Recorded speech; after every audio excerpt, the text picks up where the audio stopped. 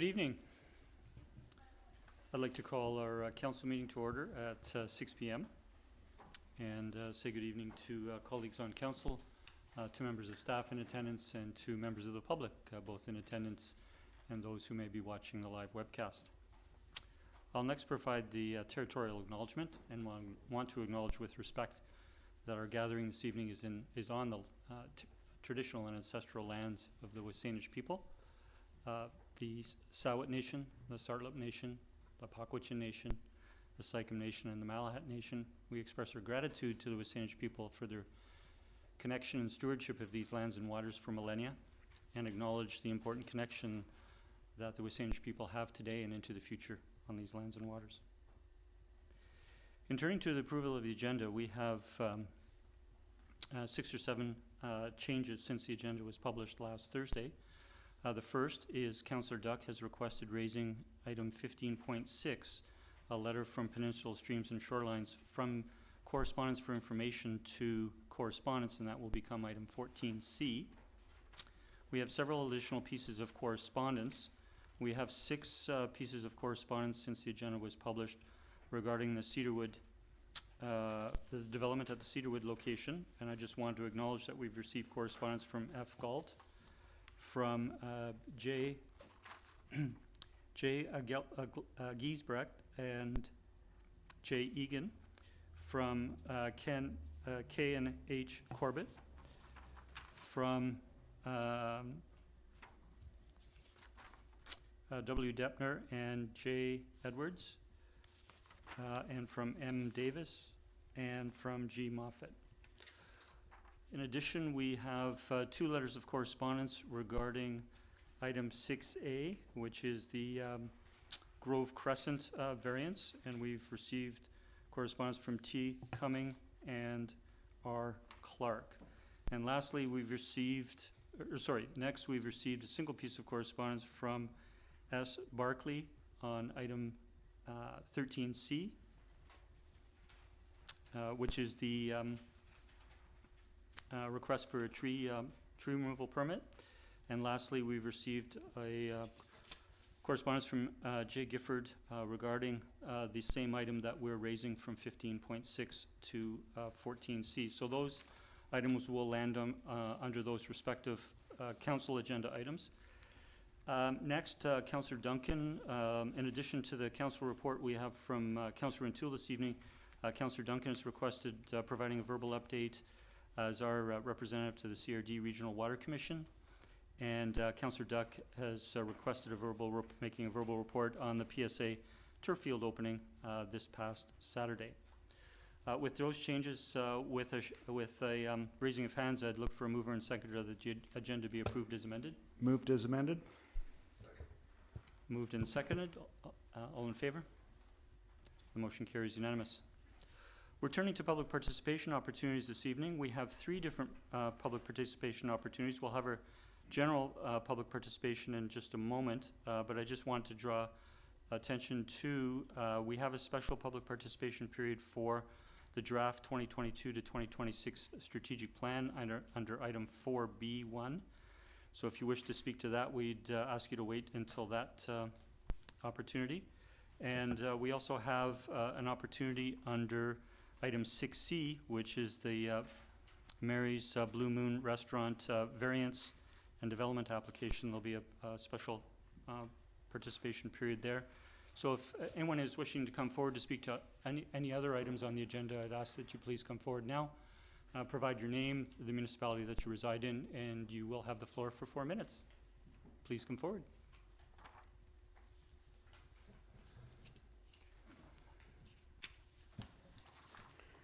Good evening, Mayor and Council. My name is Gerald Moffat. I live at 9512 Lochside Drive here in Sidney. I'm speaking tonight about the proposed zoning amendment regarding the Cedarwood. Earlier today, I sent a letter to Mayor and Council dealing with substantive issues regarding the development. But that's not what I'm talking about tonight. Tonight I want to talk about the process for considering the zoning amendment dealing with the Cedarwood. This mayor and this administration have made repeated promises for a high degree of transparency and openness in government, a commitment to keep the public well informed in a timely manner, and to promote and facilitate public participation. Regrettably, you have fallen short of those commitments with regard to your current handling of the Cedarwood zoning amendment. We all know the recent EB revisions to the LGA forbid public hearings with respect to a zoning development application amendment that applies to a development that is in aligned with the OCP. But that does not justify thwarting or short-circuiting all other public participation concerning development. To the contrary, this mayor and administration should be bending over backwards to inform the public, to provide adequate time to digest information, and to enable the public to present their views through other channels. In particular, the public participation period at the beginning of council meetings, this one, now becomes a critical avenue for public feedback. Yes, there were notices in the PNR, but the zoning amendment text wasn't put on the internet until Thursday. It is unreasonable to expect the public to go get paper copies downtown. That zoning amendment text should have been publicly posted electronically for at least 2 weeks, where the public has time to absorb it and digest it. The town can and should do better. I had urged the mayor and council to defer first reading of this amendment until the public has had a chance to fully digest it. I recommend that mayor and council increase the time between electronically publishing a development zoning amendment and acting on it. Further, I recommend mayor and council expand the public participation period at the start of council meetings as a compensatory mechanism for the loss of public hearings. More minutes per speaker and more total minutes. In closing, I strongly recommend that both council and town staff reacquaint themselves with section 18.2.2 of the OCP regarding public participation and engagement. It's a powerful statement that I think applies to the situation that I am discussing tonight. I thank you for your attention. Thank you, Mr. Moffat. That will be on the, it is coming up on the agenda, as you know, and council will seek to address your concerns at that time.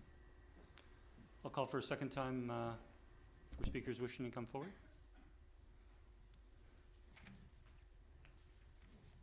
Good evening.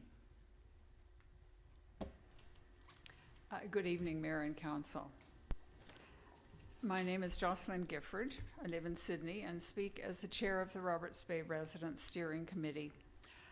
I want to address item 15.6 on your agenda tonight, the February 27th letter from Kyle Armstrong, Executive Director of Peninsula Streams and Shoreline Society. He regrets that he cannot be with us tonight. I'm also a director on the board of Peninsula Streams. Mr. Armstrong's letter advises you of the cancellation of the Mermaid Creek Salt Marsh Restoration Project after extensive deliberation and consultation with the project's founders, partners, stakeholders, and regulators. The cancellation will have been a relief to those who objected, but it's a disappointment to many residents and, of course, to everyone who worked on the plans. All of the project partners join me in expressing appreciation to the town for your support. Implications and next steps. In terms of legal issues, we understand that this is a novel interpretation of the riparian right to access navigable waters.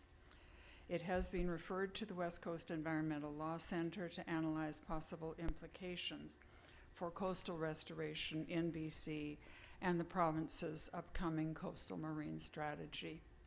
There also may be an issue in terms of First Nations and the right to fish formerly.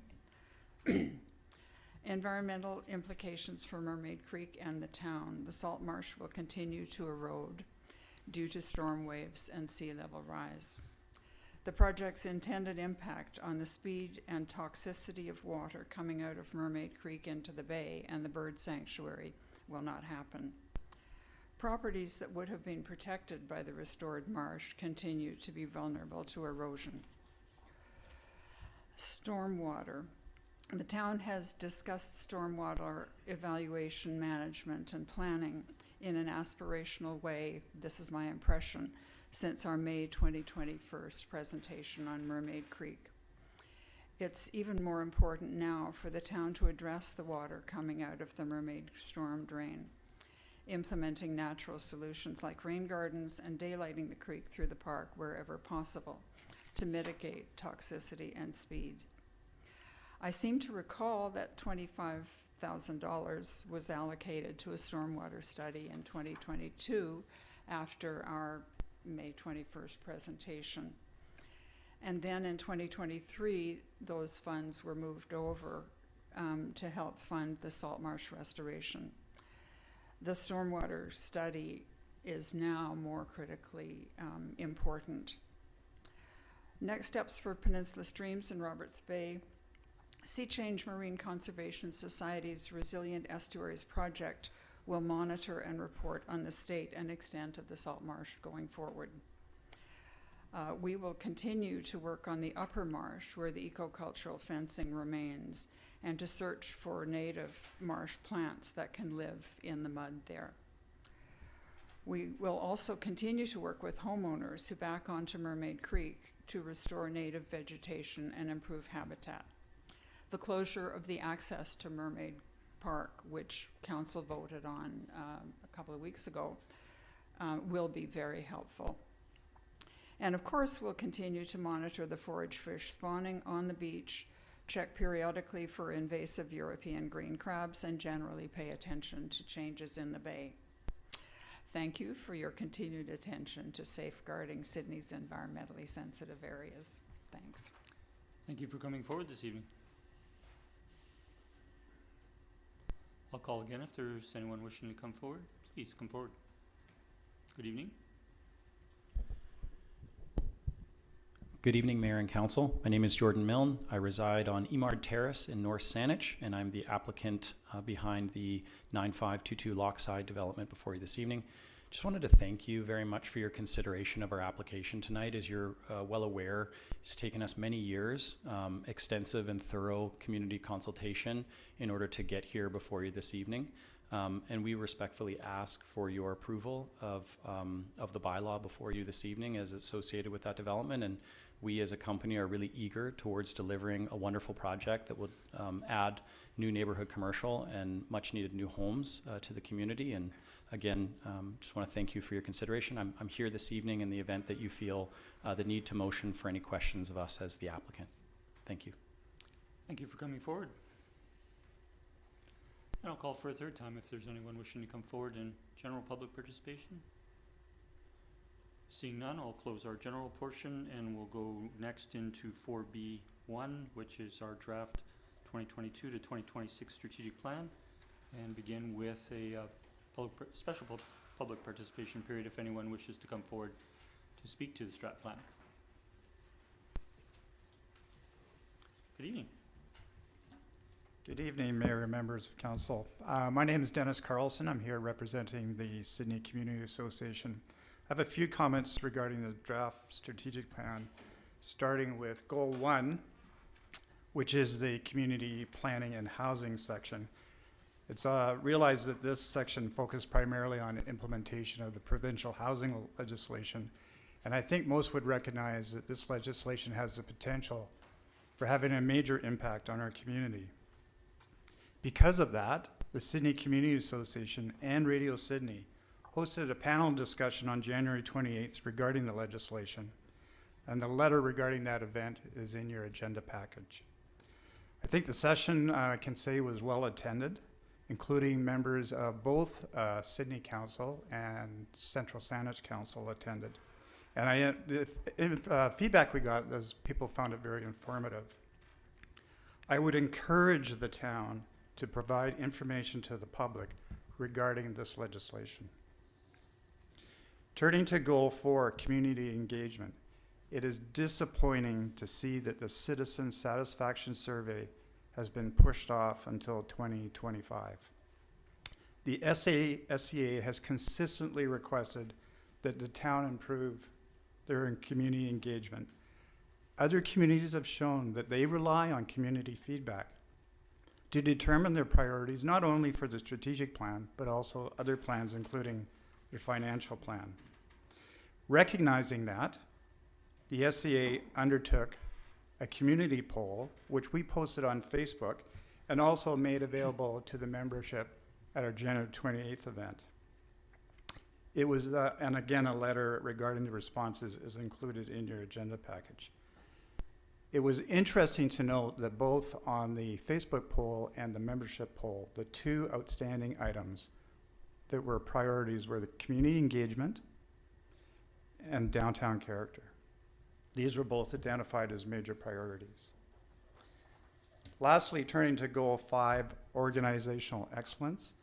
I want to thank you that it seems like our request that annual reporting for the plans has been included as an initiative under the strategic plan, so we acknowledge that and thank you for that. In closing, in other communities, the development of the strategic plan is done by early community engagement and a transparent process leading to the development of the strategic plan before the adoption of the budget. Our hope is that Sidney will consider adopting a similar process in the future. Thank you. Thank you for coming forward.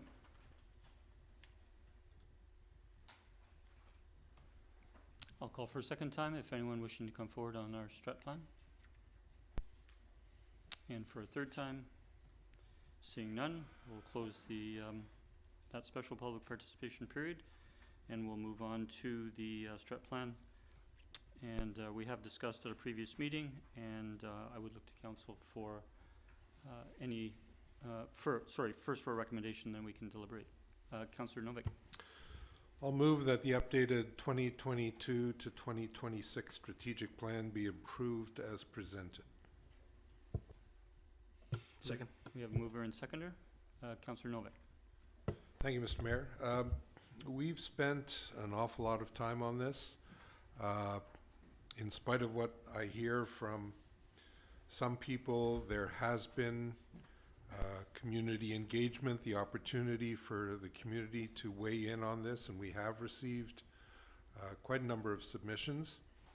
I feel that with the number of edits that we've done and the work done by our Brentwood Bay professionals, that this is a good strategic plan for us, and I'd like to see us move forward with it.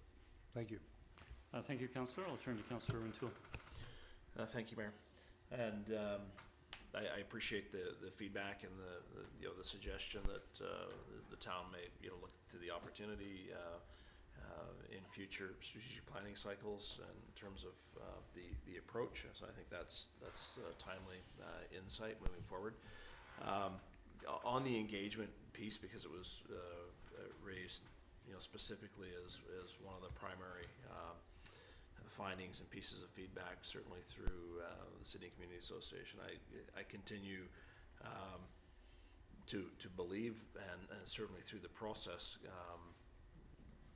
very clearly that the community engagement piece is a cornerstone, and I think it is evidenced in the core services portion of the strat plan, and identifying those 6 core areas.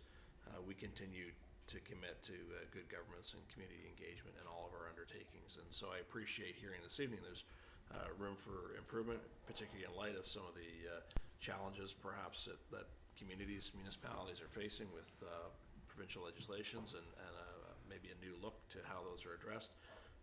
But I'm confident that the intent, certainly in the plan as noted in our core services, is to continue to prioritize community engagement. So I'll leave my comments there, and I support the motion. Thank you, Mayor. Thank you, Councillor. Councillor O'Keefe. Thank you. In regards to comments on community engagement, it is one of our values and operating philosophy. So I think it's sort of incumbent upon us as we're moving forward and initiatives come up to make sure that we're incorporating adequate engagement in all of our initiatives. In terms of the strategic planning process itself, I would be more in agreement in terms of having some sort of process up front so that individuals have the opportunity to provide us with information before we go into the process. So yes, it's true that since we developed this, that it's been out there and people can comment, but I think the more valuable place for the engagement is up front. And so maybe in the future that involves having our survey prior to strategic planning so that we can consider that. So those are things that I think are worth considering in the future. Thank you. Thank you, Councillor O'Keefe. I'll turn to Councillor Gurnett. Thank you, Mayor. So to speak to some of the comments that were raised before, and I appreciate the work the City and Community Association does, and have utmost respect for them. As far as engagement, I think it's been spoken to. It's not really in the plan anymore because I think when we took office in 2018, it was something we pushed to be part of just everyday workings in the town. I think we hired a community's spokesperson on staff, does an excellent job of communications in our community through various forums.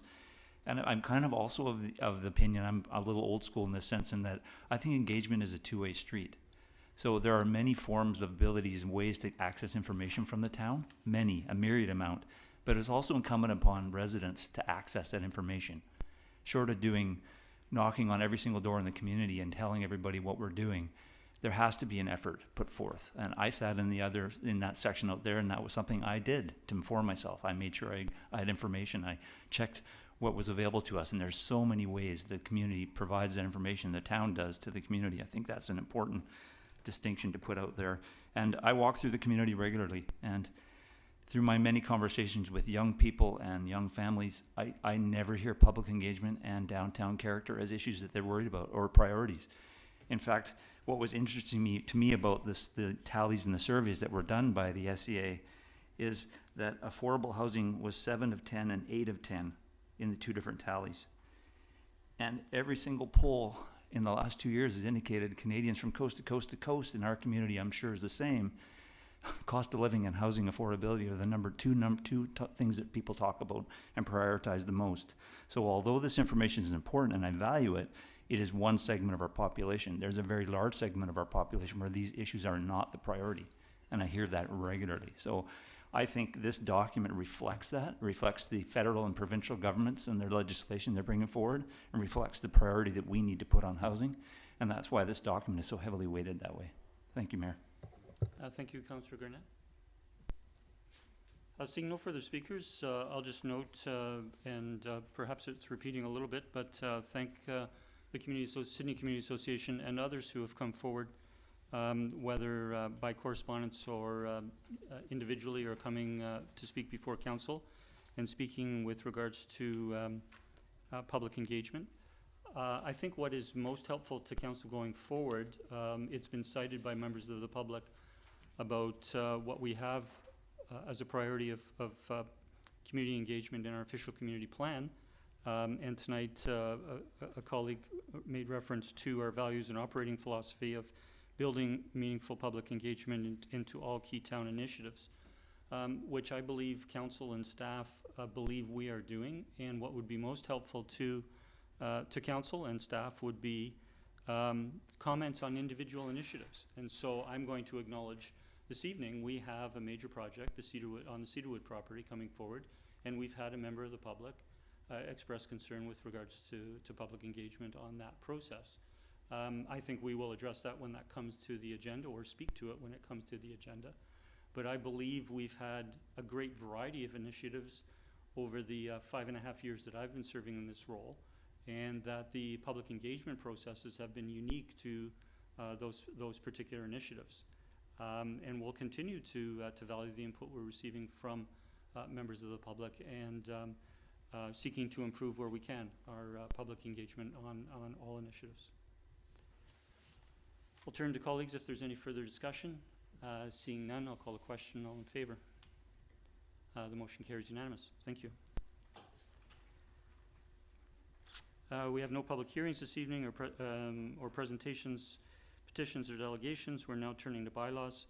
And under 5A, we have bylaw number 2269, which is amendment number 45 to our zoning bylaw 2015 for the development at 9522 Lochside Drive at the location of the current Cedarwood Inn. And I would turn to our Director of Community Planning, Mr. Newcomb, for an introduction, please. Good evening, Mr. Mayor. I'll take that one. Oh. Ms. Verhagen here. So bylaw 2269 is a bylaw, as you said, to amend the zoning bylaw in order to permit the proposed development.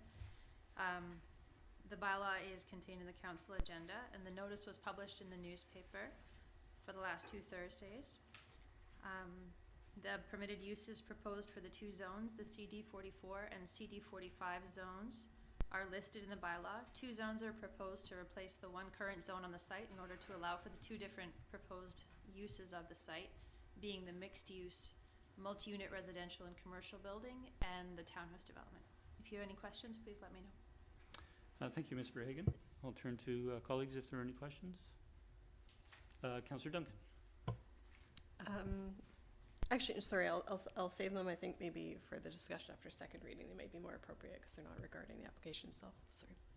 Okay, thank you. So we, if there are no questions of questions of staff, no questions of staff, we can proceed this evening, giving separate readings to first, second, and third. Councillor Duck.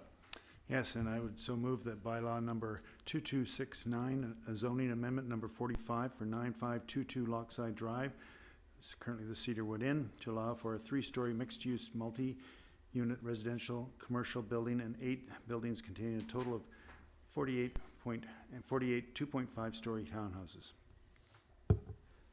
Second? Sorry, we want to give it first reading? First reading. Thank you. Second. We have first and second reading, and our discussion occurs at second reading. I'll call the question. All in favor? The motion carries unanimous. Councillor Duck. I move second reading. Second. Moved and seconded. I'll turn to the mover and seconder first.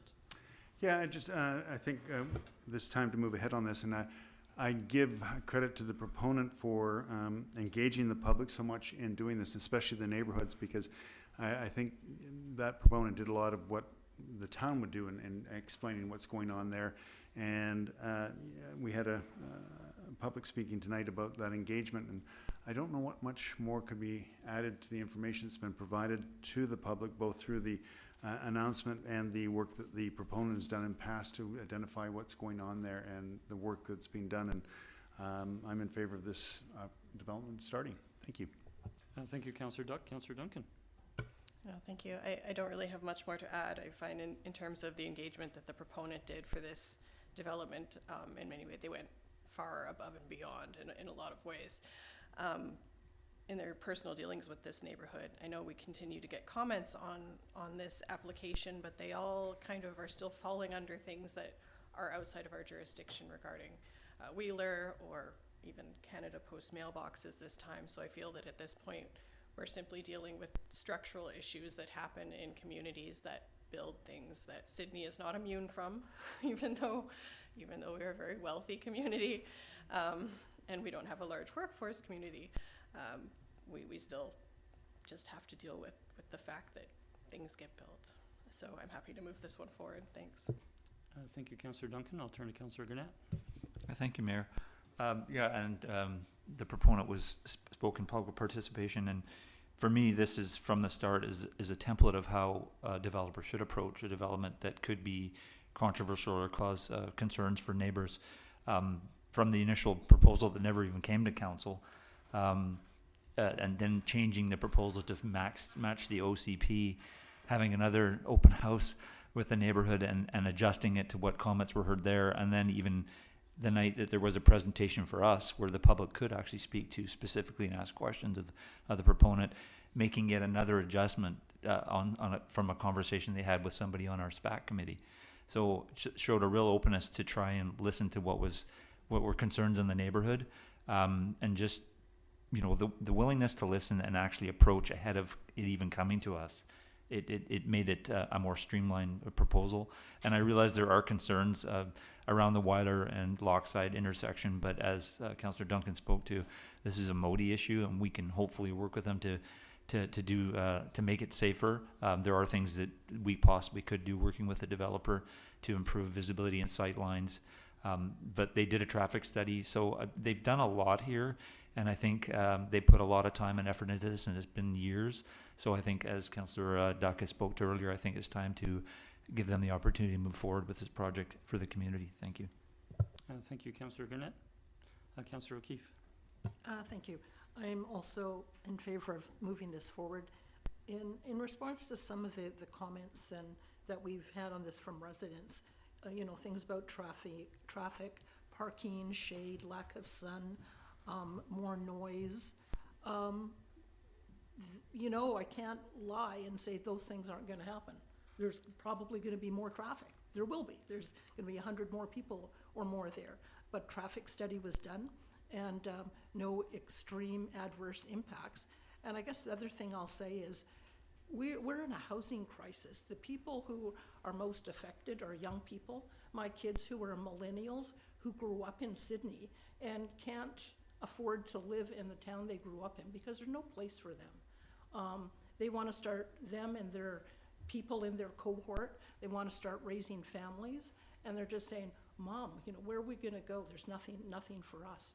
And so it's difficult for me as a parent of kids in that generation, and then listening to people in, you know, my age group who are fortunate enough to have a single family home, close to being mortgage free, a big yard, and those are nice things. But I think we have to start adjusting our mindset and getting used to the fact that there's a lot of people out there who need housing, and we need to make room for people. And if that means that we're going to have to put up with a bit more traffic, there's going to be a bit more noise. That's part of living in a community and making space for people. So I think it's, in terms of, I'll reiterate comments that I think the developer did a great job in reaching out to the community and trying to make adjustments to the plan as best they can. But I think there's been lots of opportunities for that. We've considered it, and all considered, I think it's time to move ahead. Thank you. Thank you, Councillor O'Keefe. I'll turn to Councillor Rintoul. Thank you, Mayor. Likewise, I'll support this at second reading. I won't repeat what we've heard because I concur with what's been stated by my colleagues, and I'll just remind my colleagues that this undertaking has been well supported at the Advisory Planning Commission level. You know, if anything, if you watched the meeting and got the full nuance of it, there was some support, sort of, you know, contrary to what's been suggested by some of the immediate residents around the commercial unit itself, and perhaps, you know, more capacity for commercial versus what certainly the immediate neighbors want to see. And I think, to their credit, it didn't end up being one of their recommendations, recognizing that the immediate neighbors had those concerns around traffic and the increased challenges that a larger commercial unit may bring. So I think the developer has kind of come up with a sweet spot here, and this bylaw is going to support that direction. So I'm happy to continue to support this at second reading. Thank you. Thank you, Councillor Rintoul. Councillor Novick. Thank you, Mr. Mayor. I'm very happy with this development. I happen to be a resident in the area immediately surrounding the development. I'm very pleased with the way the developer came to the community, asked for input, had the open houses, answered questions, proffered suggestions, and I feel that this will really enhance the neighborhood. Are there issues with growth and development? Yes, there always will be. There's no such thing as the quote-unquote perfect development. I'm confronted with traffic issues on Lochside and Weiler every single day of the week, on Frost as well. That's the nature of that area. We're all aware of it. Our staff have been looking into it. As Councillor Garnett stated, the developer has done extensive traffic studies there, and there are some recommendations that I'm sure we'll follow up on. But all things being considered, I don't think we can put a kibosh on a project simply because there's going to be more traffic on what is already a busy street. And as Councillor O'Keefe stated, we need the housing in the community. This is, I think it's a great development. I think it addresses a lot of issues in housing. I don't believe there will be parking issues. There's plenty of parking on the development. And I think we've taken quite enough time from the developer to get this through all the hoops that need to be jumped through in order to proceed with the project. And I appreciate the developer's patience in seeing this through. That being said, I'm very happy to see this go forward, and I'm anxious to see what this development will look like in my neighborhood. Thank you. Thank you, Councillor Novick. Councillor Duncan.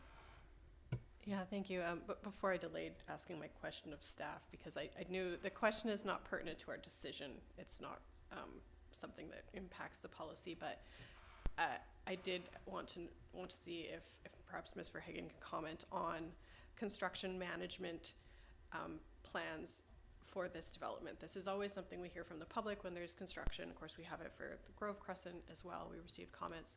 And so because applications don't typically, come back again to council once it starts going towards that building permit stage when those things are worked out, if just because people will be listening to this, because this is when we're doing the readings, if she could just kind of state, so if the public that might be listening will hear what they can expect at that time, and concerns about pile driving and other noise that happens, particularly in that neighborhood and with construction that we know happens on that soil. I think they're understandable to be curious. I'll turn to staff. Ms. Verhagen? Thank you. Through the mayor. So construction management plans are required as part of building permits for larger developments such as this one here at 9522 Lochside, or for even duplexes on busier roads like arterial roads or on a bus route. The project you referred to on Grove would not likely need a construction management plan because it is on a quieter road. But construction management plans do entail, we need a plan from the applicant for that permit showing where trades parking will occur, where construction access to the site will occur from, truck movements delivering goods to and from the site, phasing of the project, their fire safety plans. All of these things need to be laid out in their building permit application. So that is reviewed by staff in multiple town departments as part of the building permit process, and that would definitely be a step in the future building permits for this development here at the Cedarwood site. Thank you. Thank you. And I remember we had complaints from the public before for construction that was happening somewhere on South Sidney, and we, I think, addressed that. We made changes to the noise bylaw specifically regarding that. Can you, I think, restate how the noise bylaw would impact construction on this area?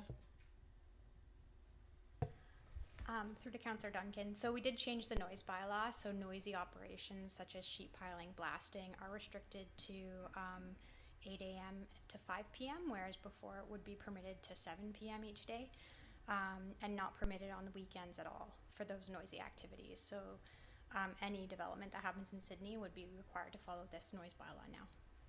Okay, thank you. Thank you, Councillor Duncan.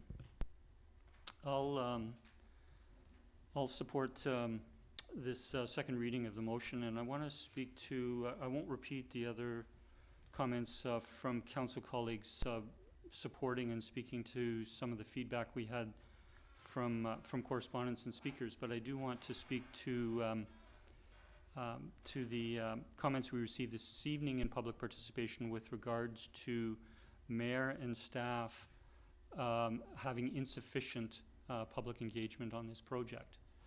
I do not determine the public engagement on this process.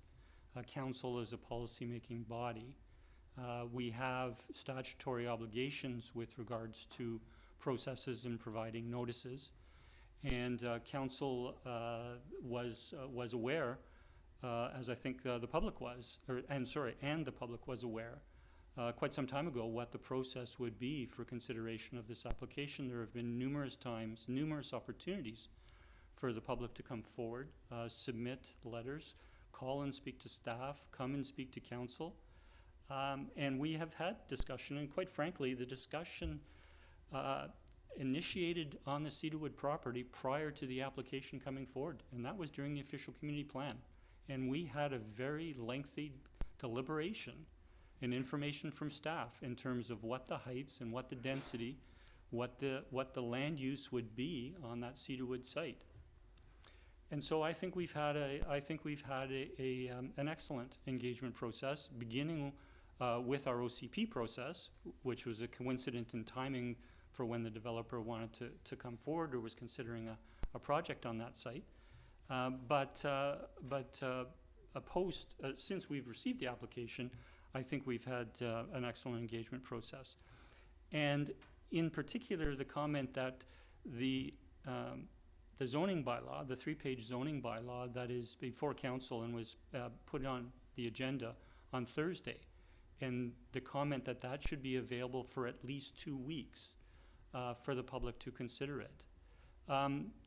The 3-page document, 2.5-page document, almost 1 page is entirely a chart. In fact, nearly a third of the document are charts. And quite frankly, it is very consistent. Those charts are very consistent with the OCP and very consistent with all that we've been discussing when the applicant came forward and gave description to the project. So there is still an opportunity. We do not approve the project tonight.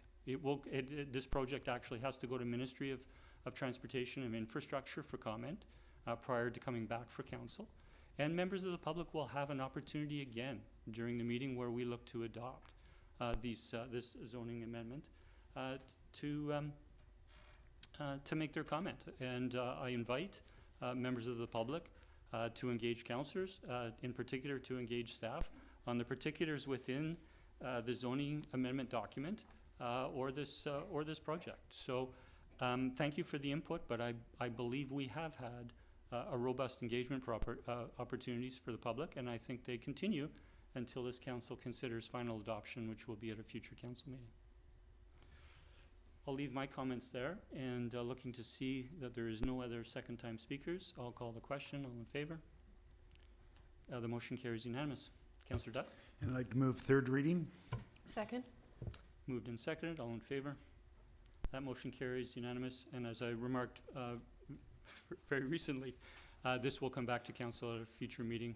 This will go to MOTI for referral and come back to council at a future date. Thank you. We're now turning to 5B, and 5B and 5C, we had a single staff report from our Director of Finance, Mr. Hissick, and the first under 5B is Bylaw number 2270, amendment number 3 to our water utility rates and charges bylaw 2210, and Bylaw 2271, which is amendment number 22 to our sewer service charges bylaw 1269. So I'll turn to Mr. Hissick for an introduction, please. Thank you, Mr. Mayor. These bylaws set the water and sewer rates to support the 2024 budget as approved by council last week. As indicated in the brief report, the changes have a very small impact on the quarterly utility bills for the average user. Thank you. Thank you, Mr. Hissick.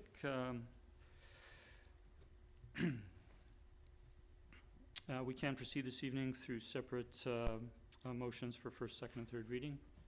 I'll turn to Councillor Duck. And I so move that bylaw number 2270 for water utility rates and charges, amendment number 3 to the bylaw be given first reading. Second. Moved and seconded. All in favor? Motion carries unanimous. Second reading. Second. Moved and seconded. Any discussion? Seeing none, all in favor? The motion carries unanimous. And finally, third reading. Second. Moved and seconded, all in favor? The motion carries, and that will come back to a future meeting for consideration of adoption. Turn to Councillor Duck. Yes, and I'd like to move forward bylaw number 2271, sewer service charges, amendment number 22, that the bylaw be given first reading. Second. We have it moved and seconded, all in favor? Motion carries. Second reading. Second. Moved and seconded, any discussion? Seeing none, all in favor? Motion carries unanimous. And finally, third reading. Second. All in favor? Motion carries unanimous, and that will come back to a future meeting for consideration of adoption. Thank you, councillors. We're now turning to development permit and variance permits, and under item 6A, we have development variance permit application number DV 100351 at 2306 Grove Crescent to increase minimum rear setback to construct a two-story, two-family dwelling. We have had presentation and discussed this at a previous meeting. Council directed notice go to nearby residents. We have had 2 submissions of this as of this evening, which I noted during our approval of agenda, and we do have a recommendation. Councillor Garnett. Thank you, Mayor. I'll move that the application be approved. Second. I'll go with Councillor Novick as seconder. I'll turn to the mover and seconder. Nothing from Councillor Garnett as the mover. Anything, Councillor Novick? Councillor Duck. Yeah, just to give feedback to the information, the letters we received on this, and I think staff have adequately responded to that there will be no construction plan on this, but certainly I think that in the construction of that, there will be observation of just common courtesies, and I think the builder, knowing that it's the actual owner of the property, will be taking care of that in respect of his neighbors. Thank you. Thank you, Councillor Duck. Seeing no further speakers, I'll call the question. All in favor? The motion carries unanimous. Thank you. We're now turning to 6B, which is development variance permit application number DV 100352 at 10214 Resthaven Drive to increase minimum building height, number of stories, and lot coverage to construct a two-family dwelling. We have had a presentation and discussion at a previous meeting. Council directed notice to go to neighboring residents. We've received no written submissions as of today, and we do have a recommendation. I'll turn to Councillor Duck. I move that the application for the development variance permit DV 100352 for 10214 Resthaven Drive to increase the minimum building height, number of stories, and lot coverage to construct a two-family dwelling be approved. Second. Moved and seconded. When moving these motions, Council, we can go with the wording under the recommendation. I'll turn if there's any discussion. Councillor Duck. Yeah, I just want to again point out that staff have given consideration to this, that it's on a transit route and a major route, that there will be a construction plan developed for this region. And I'd also like to put out there, because I think we had a bit of discussion, that hopefully there's some consideration by the actual applicant to look at further density on this property in concurrence with the provincial housing. So just an opportunity that can still be taken forward, and according to staff, this can be put forward at a later date. So just something for them to think about in increasing our density. Thank you. Thank you, Councillor Duck. Any further discussion? Nothing to add. Thank you, Mr. Mayor. Seeing no discussion, I'll call the question. All in favor? The motion carries. Thank you. And we're now turning to item 6E, which is development. This is a new development variance permit application and a new development permit application. It's the DVP application number DV 100348 and DP application 100843 at 9535 Canora Road, the current site of Mary's Bleue Moon restaurant, and it is to relax requirements for setbacks, pergola height, gross floor area, and parking in order to allow the addition of an outdoor selling area and additional floor space. I want to say good evening to the applicants, Mark Ashby, and colleagues, please come forward. You do have 10 minutes, up to 10 minutes to present to council, and we'd appreciate considering taking questions from council after your presentation.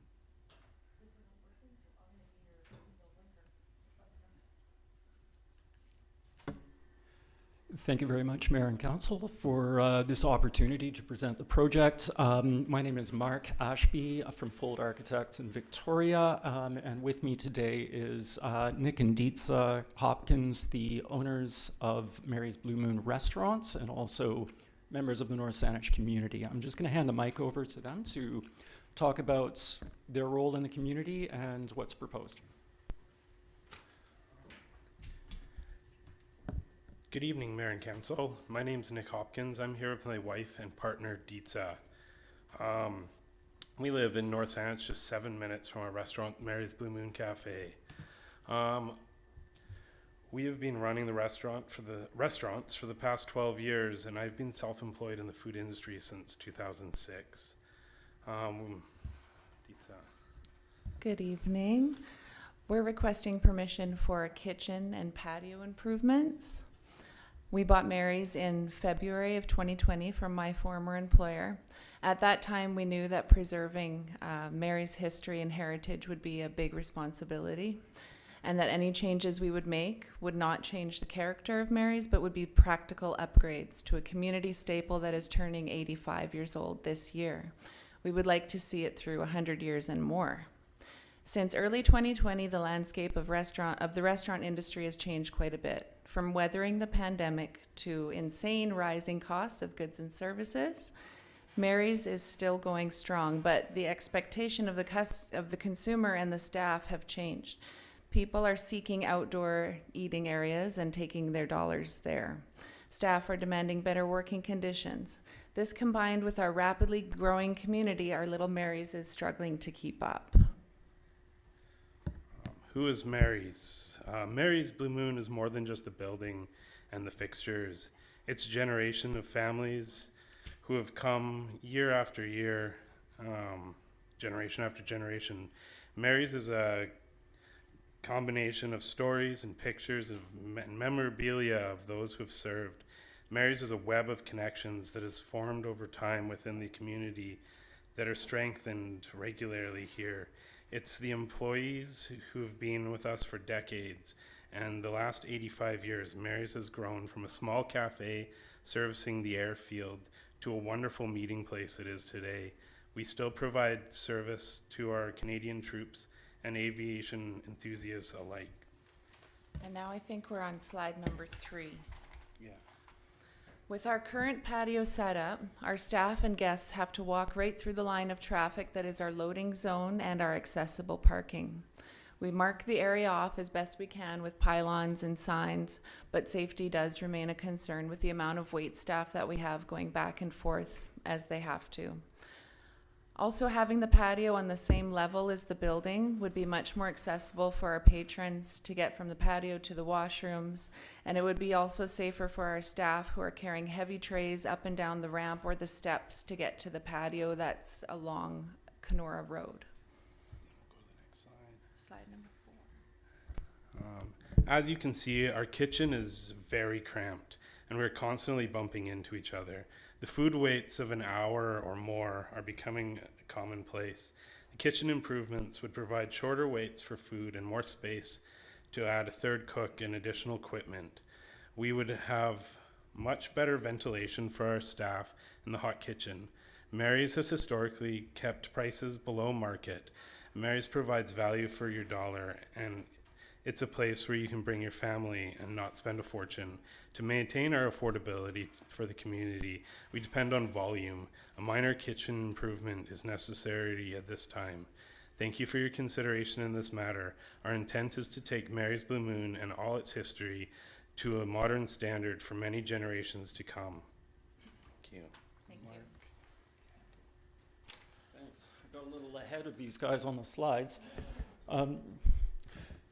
So the work that's actually proposed here is very small, but it is triggering a number of variances for a couple of reasons. The first one is there are 2 existing matured and protected trees in the rear yard of the restaurant, which we do need to respect and protect.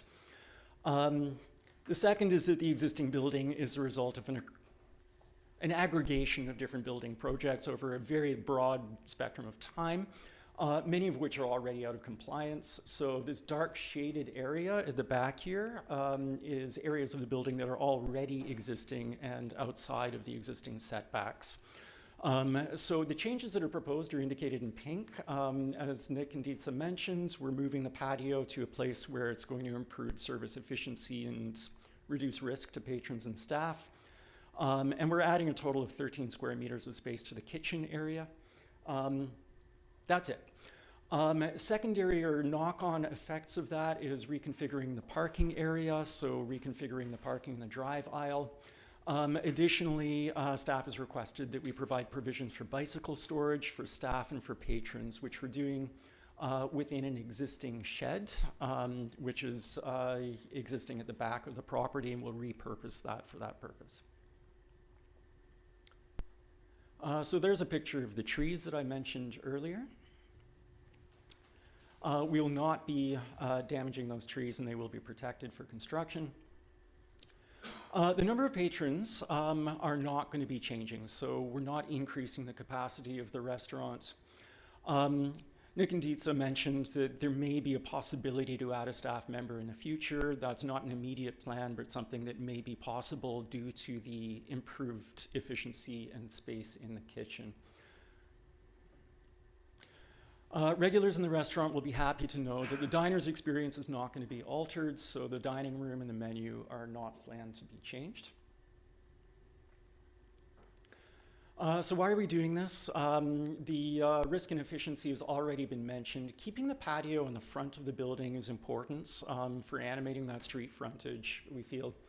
It also keeps any kind of noise disturbance impacts or risk of that on the street side of the building, so not impacting residential neighbors around the back of the building.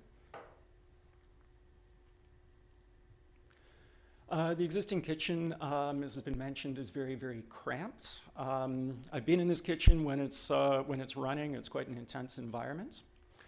In addition to the service improvements, adding that 13 square meters is going to increase the storage capacity in the kitchen. And this is going to reduce the number of truck food shipments on Canora Road on a weekly basis. So that should be an improvement and a reduction in the traffic flow in terms of truck traffic to the site.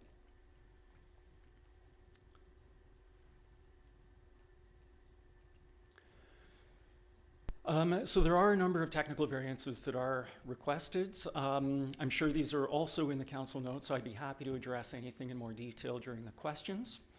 But we'll start on the front side of the building. We are adding a patio. The patio in and itself would not trigger a variance. Patios are permitted into a front yard setback. However, building code and safety regulations do require a guard around that patio to prevent falls, which would exceed the maximum height of a structure in a front yard. So that then causes it to be considered a structure rather than a patio, and therefore we would require a variance to have it located in the front yard. Whoops. The pergola height is regulated by different parts of the zoning bylaw. They're permitted up to a height of 3 meters. We do want to go a little bit higher than that by about 2 feet to 3.6 meters. And this is primarily to allow a little bit more space in that patio so that patrons are not tempted to treat it as a climbing apparatus. And there's a little bit of room up there to support something like a patio heater.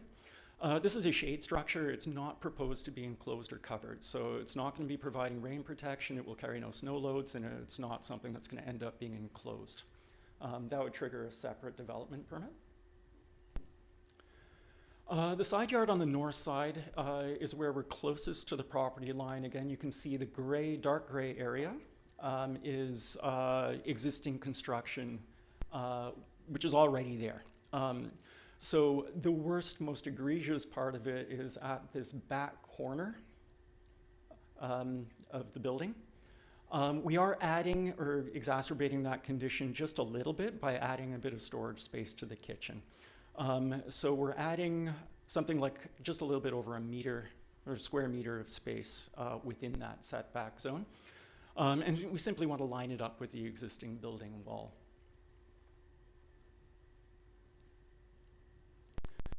Additionally, because we are changing the use of this existing shed from general storage to bicycle storage, that again is going to trigger a variance because the existing storage shed here is in fact too close to that rear property line. So it was constructed irregularly when it was built. That was quite a long time ago. Nobody can remember exactly when that thing was built, but it was well before anyone's time here. Parking. Sorry, I'm 20 seconds over here, so I'd be happy to defer this to questions. No, please go ahead. Almost done. So parking, there's an existing overflow parking lot located on the far side of Canora Road across the street from the restaurant. This is a status quo condition. The restaurant has had a lease with that for a number of years already. And again, we're not adding any patrons, so there's not an additional traffic load expected to the site or additional parking needed. That said, because we're going through this application process, we've been asked to formalize this in the form of a variance, the use of that off-site parking across the street. Finally, and this one does get a little bit woolly, there's a special provision in the zoning district that applies to this zone that limits the size of a commercial tenure to 100 square meters. That's the intent of that, as I understand it, is to promote small businesses and to basically make room for mom and pop businesses. The existing restaurant is already well over that at 255 square meters of gross floor area. We're asking for an additional 13. So it's not a large increase compared to the amount that it's already over that 100 square meters. From a massing perspective on the site, in terms of the number of patrons on the property, there's going to be no change. That is really filling in little nooks and crannies in the back of the property in order to gain that additional area for the restaurant. So really we're focused on the functionality of the space, not in increasing its capacity. It is what it is. This is an existing condition that's been around for quite a long time, quite possibly predating that zoning regulation limiting commercial space to 100 square meters. My view is that that's intended to support mom and pop businesses. So if I may say so, I feel like the spirit of Mary's Bleue Moon as a family-owned restaurant is very much in the spirit of that bylaw restriction. That's the end of my slides. I appreciate the additional time that you've given me today, and I'm happy to answer any questions. Thank you, Mr. Ashby, and to the owners for coming forward and speaking this evening.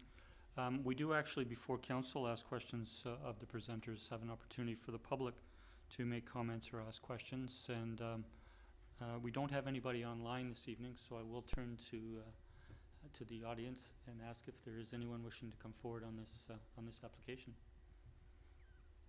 I'll call for a second time and a third time, and seeing none, we will go to the council opportunity to ask questions of the applicant, and I'll turn to colleagues if there are any questions. Councillor Garnett. Thank you, Mayor. Thank you for your presentation and for the owners for being here. I just have, I think, three pretty basic questions. When I look at the shed that's going to be the bicycle parking, and I look at the pictures, and I know, as you know, I know the restaurant quite well. How will the cyclists access the shed?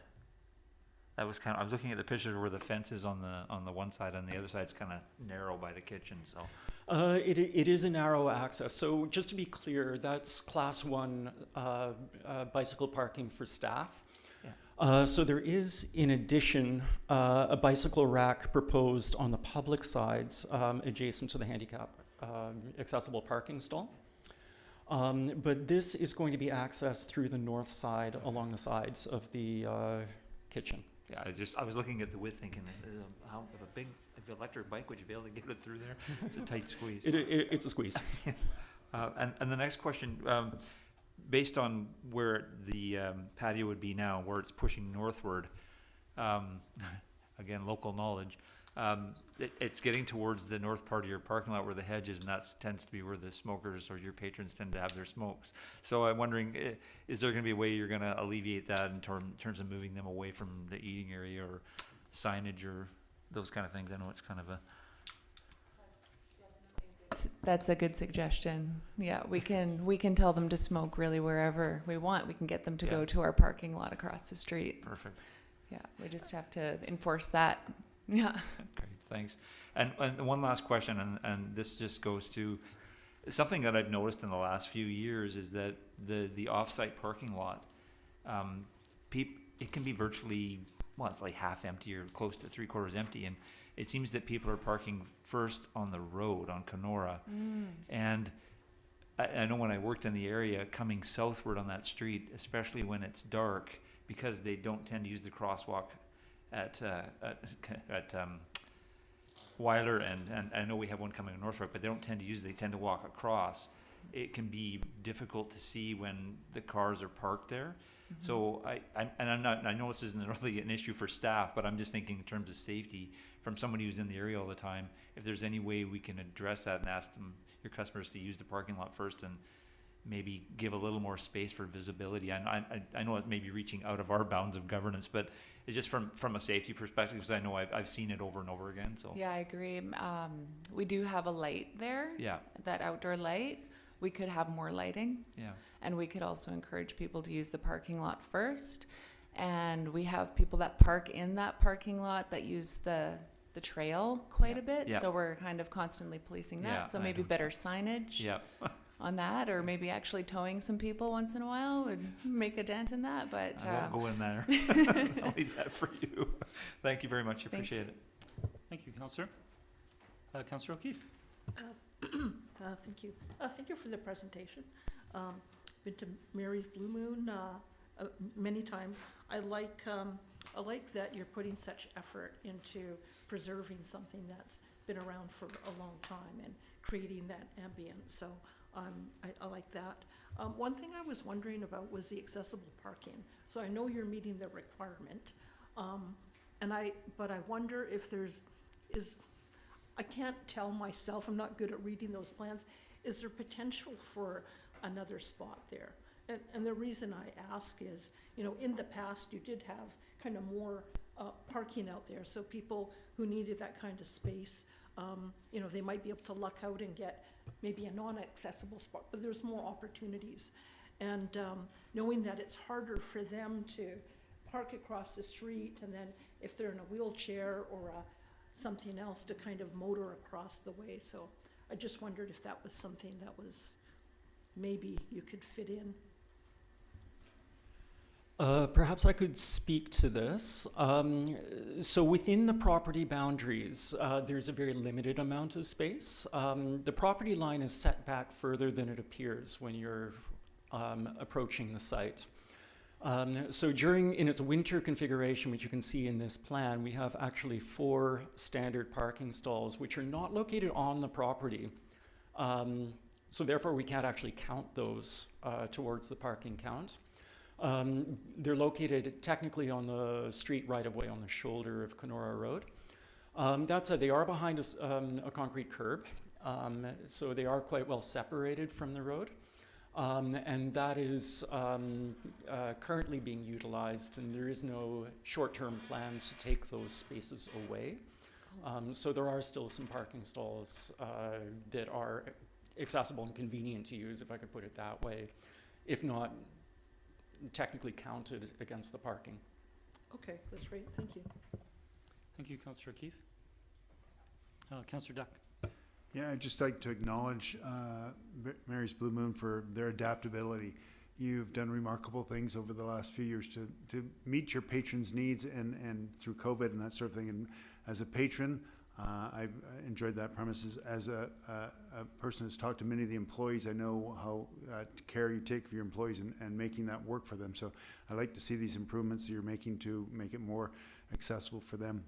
And finally, as a resident right over your back fence in years past, I appreciate the care you're taking for your neighbors, and especially in this case, putting the patio out front versus, they would have the option to put it out back. That's in there, but it just shows your dedication to the neighborhood. I know the neighborhood really appreciates the service you offer them. Thank you.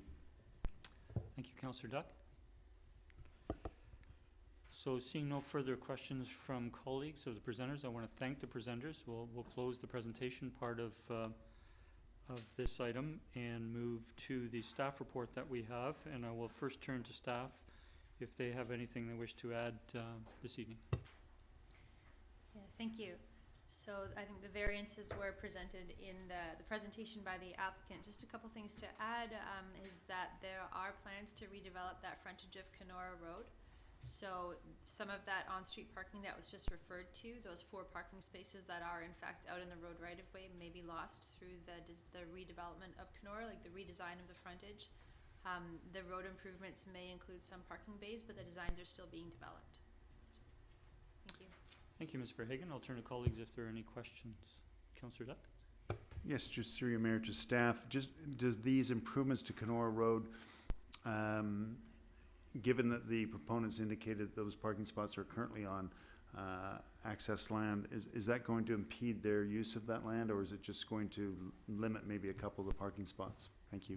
Thank you. Through the mayor, that would be determined when those designs are fully developed. So I know our engineering staff are working on that. Thank you. Thank you, Councillor. Seeing no further, sorry, you finished your questions? Mm-hmm. Okay. Are there any further questions? Councillor O'Toole. Yeah, thank you, Mayor. If I could, through you to staff, just comment, I'm not advocating for this, and perhaps I'll explain why in a moment, but if you would just comment why no referral to APC as part of the recommendations, please. Sure, thank you. Through the mayor, that is because the DP major, the development permit major component of this proposal is related to the increase in gross floor area, not to the deck out front. So in this case, the gross floor area that they're proposing to add is at the north side in the rear of the building, and as they indicated is quite minor compared to the overall footprint of the building at 13 square meters. This is in a development permit area for form and character, and those additions at the back aren't really changing the look of the building. Yeah, thank you. And I'm inclined to support staff decision not to see the recommendation to refer this to APC in this instance. Again, those changes you noted fairly minor in that sense, and it's a fairly complex location, and I think staff have done a good job with the recommendations before, so I'll yield. Thank you. Thank you, Councillor O'Toole. Councillor Novak. I'm happy to make the recommendation if there's no more questions. If there are no more questions, they can certainly be asked while the recommendation is on the floor. Go ahead. Okay, well, I'll start by moving that owners and tenants and occupation of property within 75 meters or 246 feet of 9535 Canora Road be notified regarding development variance permit application number DV100348 to increase the maximum gross floor area for individual businesses in the C2.1 zone from the existing 255 square meters to 268 square meters, to reduce the minimum permitted interior side setback from 3 meters to 1.94 meters, to reduce the minimum permitted front setback from 6 meters to 1.5 meters, to increase the maximum height for a pergola from 3 meters to 3.6 meters, to reduce the minimum permitted setback of an existing accessory building from 1.2 meters to 0.69 meters, and to permit off-site parking in a location exceeding 30 meters from the building, and that any written correspondence received be forwarded to council at the time of consideration of approval of the variance. Shall I continue, or do you need separate motions for each of those? Please continue. Number 2, that development permit application number DP100843 to permit the form and character of additions onto an existing neighborhood commercial building for the property at 9535 Canora Road be brought before council for consideration of approval if council authorizes the issuance of the development variance permit. And number 3, that as conditions of approval of development permit application number DP100843, the property owner shall, prior to issuance of the building permit, A, install tree protection fencing around the drip line of all trees in close proximity to any work, and contacts the Town Development Services Department for an inspection of the fencing when it is complete, and B, pay to the town a deposit in the amount of 115% of the estimated cost to complete the hard and soft landscaping for the development. Second. We have it moved in second. I'll turn to the mover. Thank you, Mr. Mayor. Having heard from the proponent and their architect, I'm very happy, as previous councillors have suggested, that Mary's is continuing its program of improvement and bringing the building up to date. I'm particularly gratified that many of their renovations are to make life easier for their staff. As somebody who's been in the business for many years, I know how important that is, especially if you want to keep staff for the long haul. So I think this will be a welcome improvement to the neighborhood. I have been a customer of Mary's ever since I moved to Sidney 7 years ago, and both myself and my family love it, and I'm really happy to see that it looks like it's going to be here for the foreseeable future. And these plans, I think, will only do good for the restaurant and the neighborhood. Thank you. Thank you, Councillor Novick. I'll turn to Councillor Duck. Nothing to add at this time. Any further discussion? Seeing none, I'll call the question. All in favor? The motion carries unanimous. Thank you, Council. Thank you again for coming and presenting this evening and taking our questions. We're now turning to adoption of minutes. We have two sets of minutes, those from our regular council meeting of February 26th and those from our special council budget meeting of March the 5th. I would look for a mover and seconder that the minutes be received as presented. So moved that the minutes for February 26th, regular council meeting, and the special council meeting of March 5th be approved. Second. Any errors or omissions? Discussion? Seeing none, all in favor? The motion carries. Thank you. We don't have any business not completed at a previous meeting under 8 or rise and report from in camera under 9. We're turning to Mayor's report. We do have the CRD board highlights from February the 14th. Those are being received by virtue of being on our agenda this evening. I would turn to councillors. I don't have anything I wish to highlight further within those reports or within those items. If there's any comments or questions from council, I'm happy to take those. Seeing none, we'll move to the first of our three council reports, and I'll turn to Councillor O'Toole. Thank you, Mayor. Just an update with respect to the Memorial Park Society meeting that took place on February the 27th. MPS are preparing for their annual general meeting, tentatively scheduled for the 16th of April. You may have seen the organization advertising for some director positions, and so they do have a nominating committee who will bring forward candidates based on the recommendation for the board's consideration.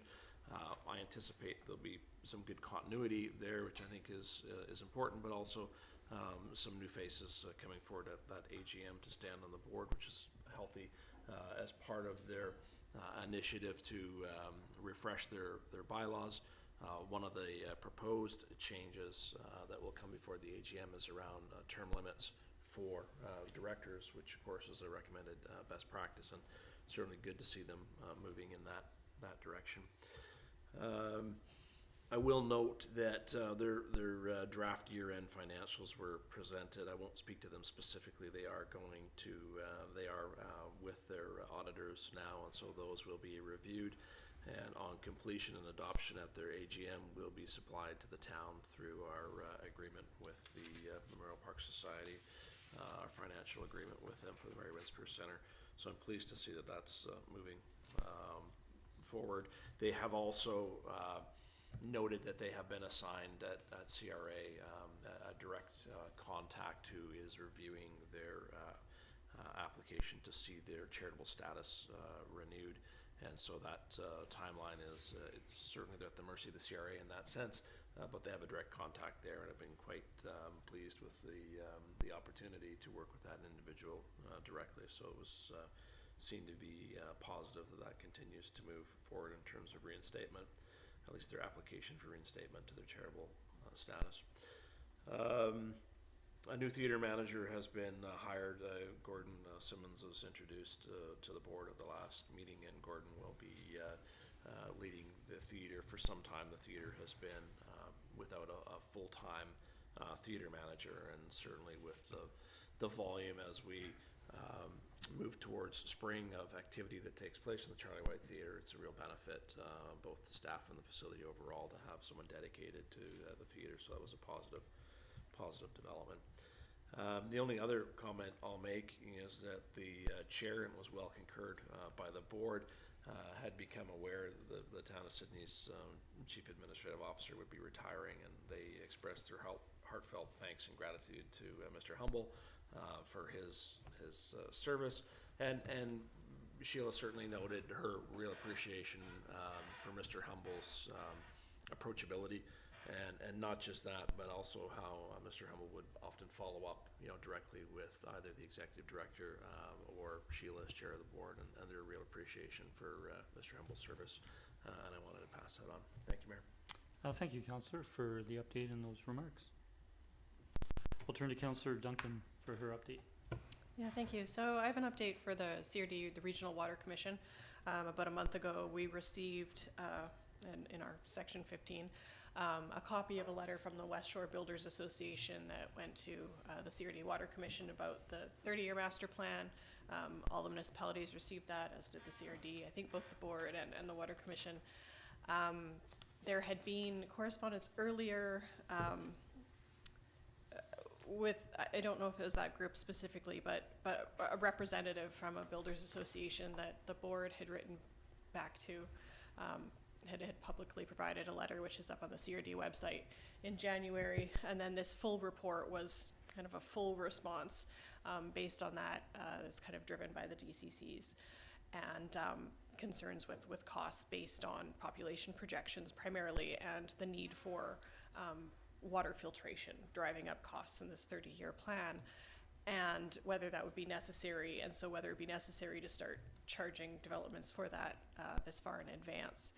And so this opened up discussion. We had a meeting on March 1st, on Friday morning, a special meeting of the Water Commission. It was 3 hours to have VHA come and present and kind of clarify their position on what would be the triggers requiring water filtration, and have commissioners have a much more fulsome discussion about that. A regular meeting is 2 hours. So we had 3 hours just for this one topic, and everybody there felt it was really helpful to have that discussion, particularly with so many new commissioners. But so VHA clarified their stance that they will continue to recommend that water filtration be considered based on, continuing to monitor our parameters. And normally it's like looking at the cloudiness of the water, right? And concerns about if there was a forest fire or a landslide, an earthquake-triggered landslide, something like that would get in our reservoir, it would cloud it, and we'd have no way to remove it, because currently we have no filtration. We have an exemption because our reservoir is so clean and the area around it is closed to the public, and ecological restoration is taking place to kind of minimize things going into the reservoir. However, they would require filtration for sure if we bring the Leach watershed online. And so currently all of our water comes from the Goldstream watershed. The adjacent Leach watershed we're beginning to restore it and close down placer mining in preparation for, based on population projections, going into that watershed in 2045. Obviously a lot of work would have to be done, and we'd have to really see where the population projections went. So what VHA's position therefore is kind of that if our population in this region continues to grow such that, or our water demand continues to grow such that we see that watershed needing to be brought online in the next 20 years, then yeah, we're gonna have to build that water filtration plant. However, in the plan, that water filtration plant and the preparation for it was planned before the Leach watershed, and they're still saying we only recommend it at that point. So, there was no decisions on that obviously made. We're still kind of looking at every time we do a 5-year, capital plan and have that rolling plan go forward, we evaluate the metrics again, and staff will continue looking at that. And so we know that there will be trigger points that will come up, in the next 5 years where we evaluate if this has to go forward. But I think the board felt, the commission felt that it had kind of more information, and we're all on side and more of an understanding about what those trigger points would be, and how stringently we will be really assessing our water demand and trying to make sure that, you know, if that's the thing that we got to keep down to avoid that, people will maybe be interested in knowing that. In the meantime, Vice Chair Karen Harper was nominated to write an op-ed in much the way that Chair Gord-Baird did earlier in January, to kind of put down in writing and send out to maybe the newspapers and put up on the CRD website kind of the conclusion of that discussion and a formalized response. So when we see that go up, I will send it out to the rest of council. Thank you. Thank you, Councillor Duncan. Before turning to other councillors, I just want to note, and perhaps a comment from Councillor Duncan, that while the province requires the regional district to have a water management plan, and that went through a lengthy process to be approved, VHA is the authority with regards to providing healthy water to our community. And so it was helpful to have VHA at the meeting, indicating their reasons under the current water supply from the current watershed. But if we were to expand to additional watershed, it would become absolutely become a requirement.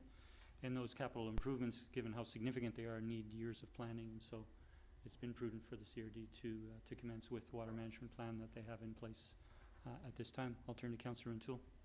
Thank you, Mayor. Through you to Councillor Duncan.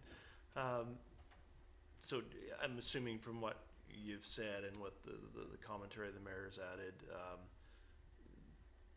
all of the budgetary implications for the current budget cycle that you recommended to the CRD are geared towards more of the continuing to monitor, study, and the planning. Nothing capital at this point. Is that correct? Yeah. So far for that water filtration plant, the next stage is the project design, and that would be, I believe, 2025 to 2027. That's supposed to take place. So that would still, we wouldn't be building anything until I believe it was 2030 is when that would begin. And so in the meantime, VHA, well, that's still recommending, that's still VHA is saying we recommend. I mean, because we have an exemption, and I think we're the only water supply area in North America that has an exemption of our nature, you know, as the Mayor said, if they decided to pull that, there'd be nothing we could say about that. But because of the cost implications, obviously, and the fact that we've just never had a problem in that watershed, they're continuing to go with the recommendation, at least until we finish the design. Yeah, thank you. Thank you, Councillor. Any further questions or comments? Thank you again, Councillor Duncan, for that report and that update. And I'll turn last to, first want to thank Councillor Duck. I was unable to attend the Peninsula Soccer Association turf field opening on this past Saturday. And thank Councillor Duck as acting mayor attending on my behalf. Councillor Duck. Yes, thank you, Mayor. And Councillor Garnett and I attended the official opening of the Peninsula Soccer Association's new turf fields at Blue Heron Park. What an amazing construction, and I highly recommend that you take an opportunity to walk out to that and see what's been constructed there. Each of our colleagues at District of North Saanich and Central Saanich attended, so there's a good representation, including our MLA, Alan Molson, was there, and Sheila Fay from the board of Mary Winspear, our Memorial Park Society.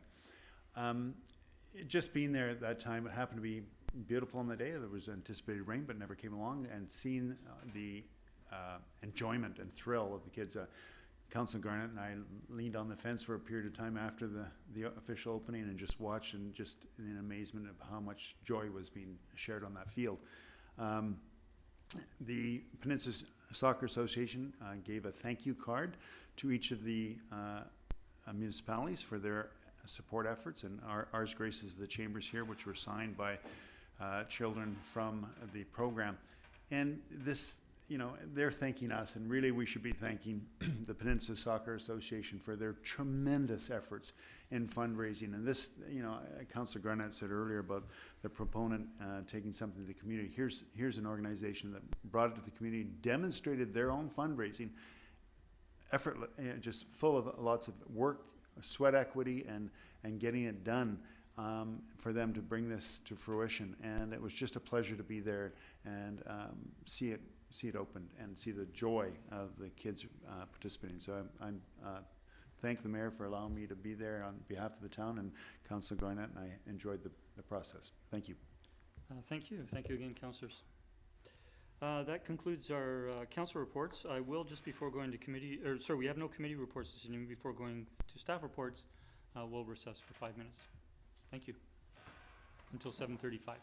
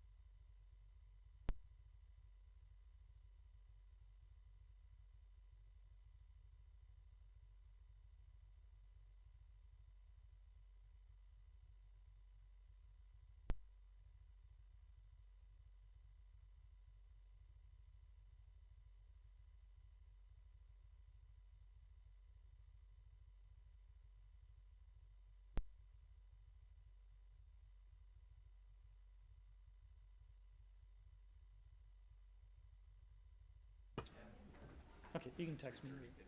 Sure. Yeah, that's fine, no problem.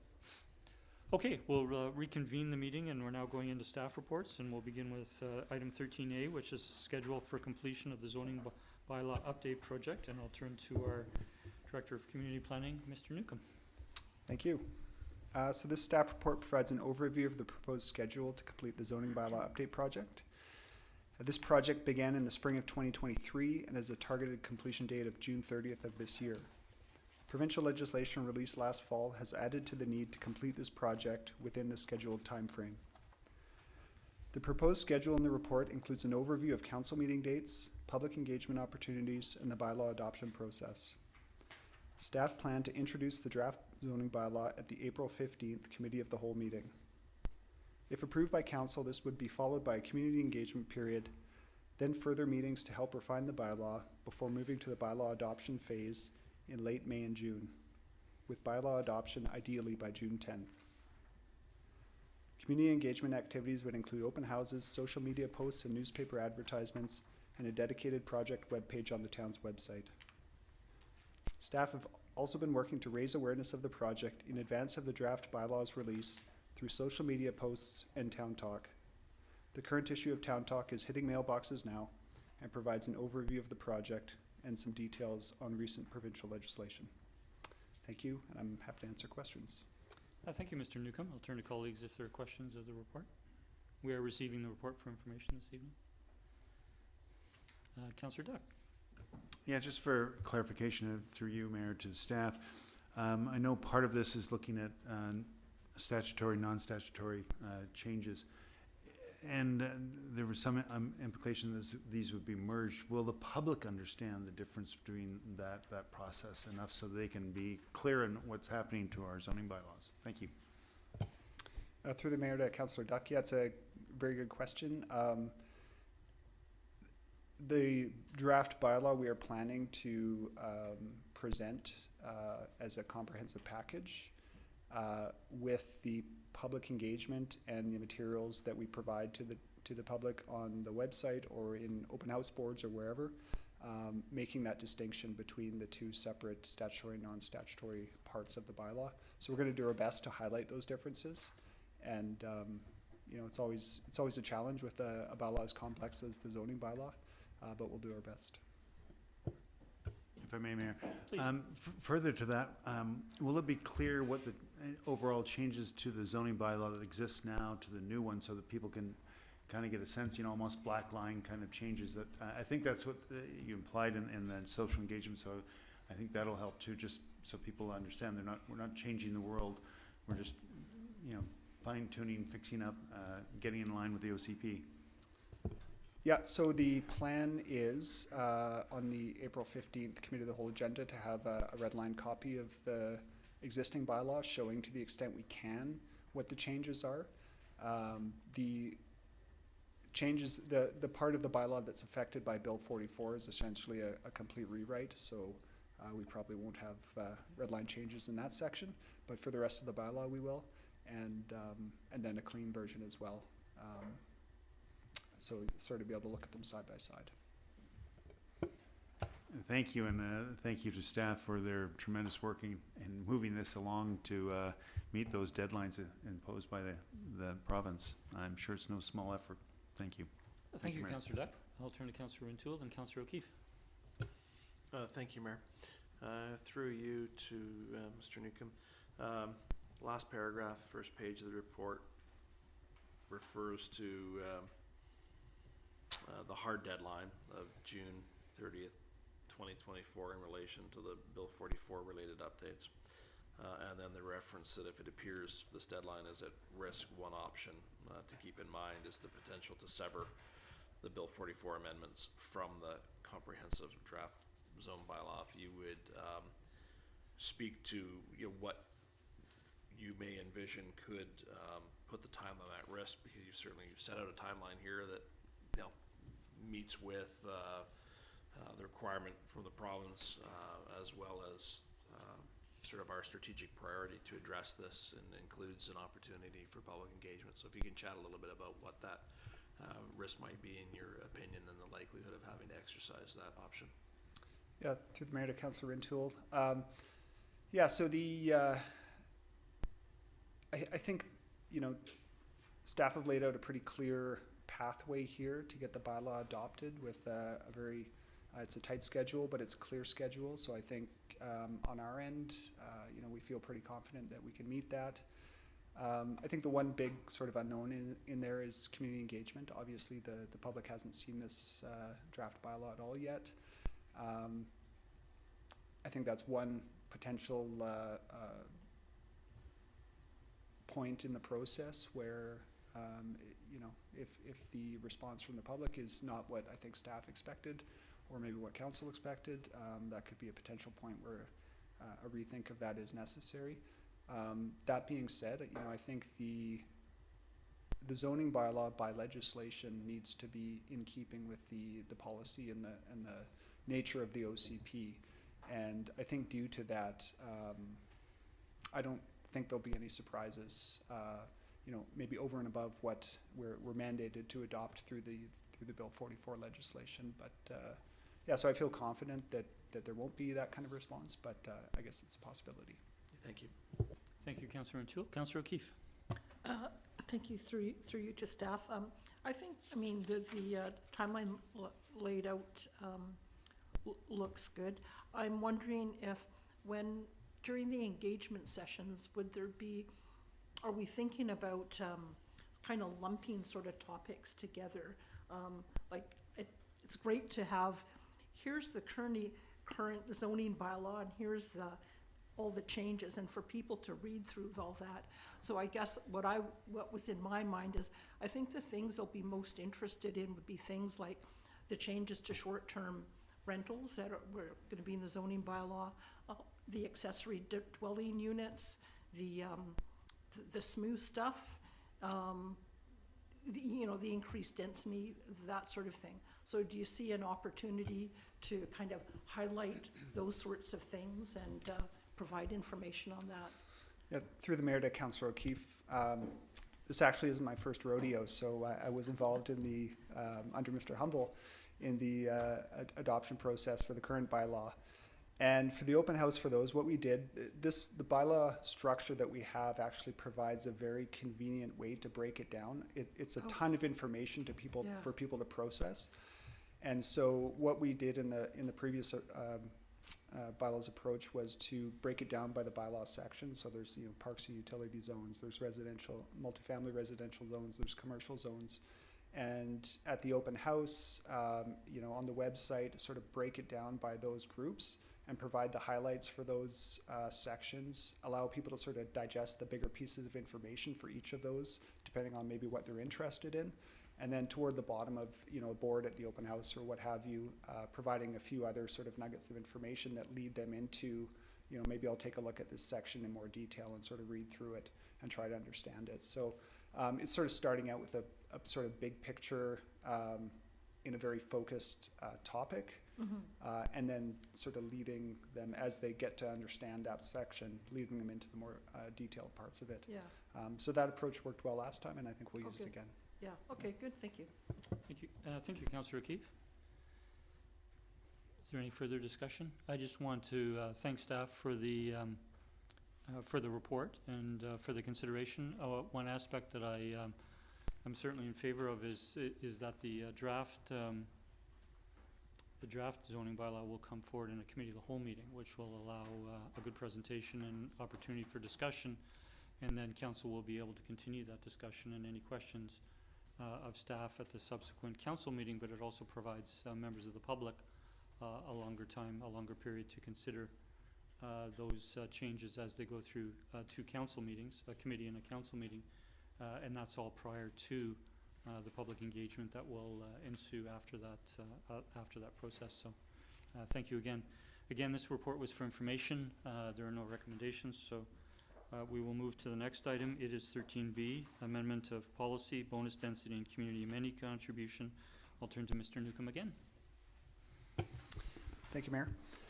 So this report proposes an amendment to Policy DV013, which is the town's bonus density and community amenity contributions policy. So this policy was adopted in 2017, and it works together with the town zoning bylaw to administer the bonus density system for development applications. The zoning bylaw and the policy allow developments to increase the allowable density for a project in exchange for a fixed amenity payment to the town. This payment is currently set at $150 per square meter of additional bonus floor area. The fixed amount is contained within the policy and has not changed since the policy's adoption in 2017. Accordingly, staff are recommending that this amount be increased to $200 per square meter to account for inflation and the increased costs of providing amenities within the town. Thank you.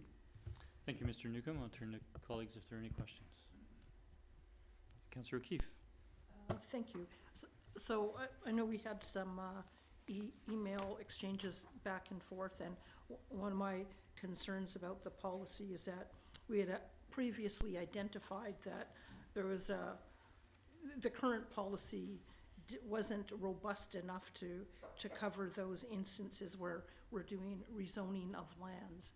And so that is still sort of a negotiation process, which, you know, doesn't lead to that certainty that developers are wanting. So, but my understanding is that staff have plans to review that aspect and the new amenity, the new amenity tool that's in the new legislation in the context of the DCC as well.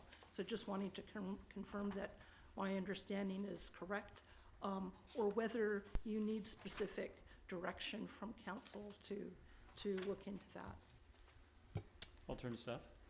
Through the mayor to Councillor O'Keefe. So yeah, the new amenity cost charge tool that the province recently brought in last fall can fulfill a similar function to the bonus density system that we have in place.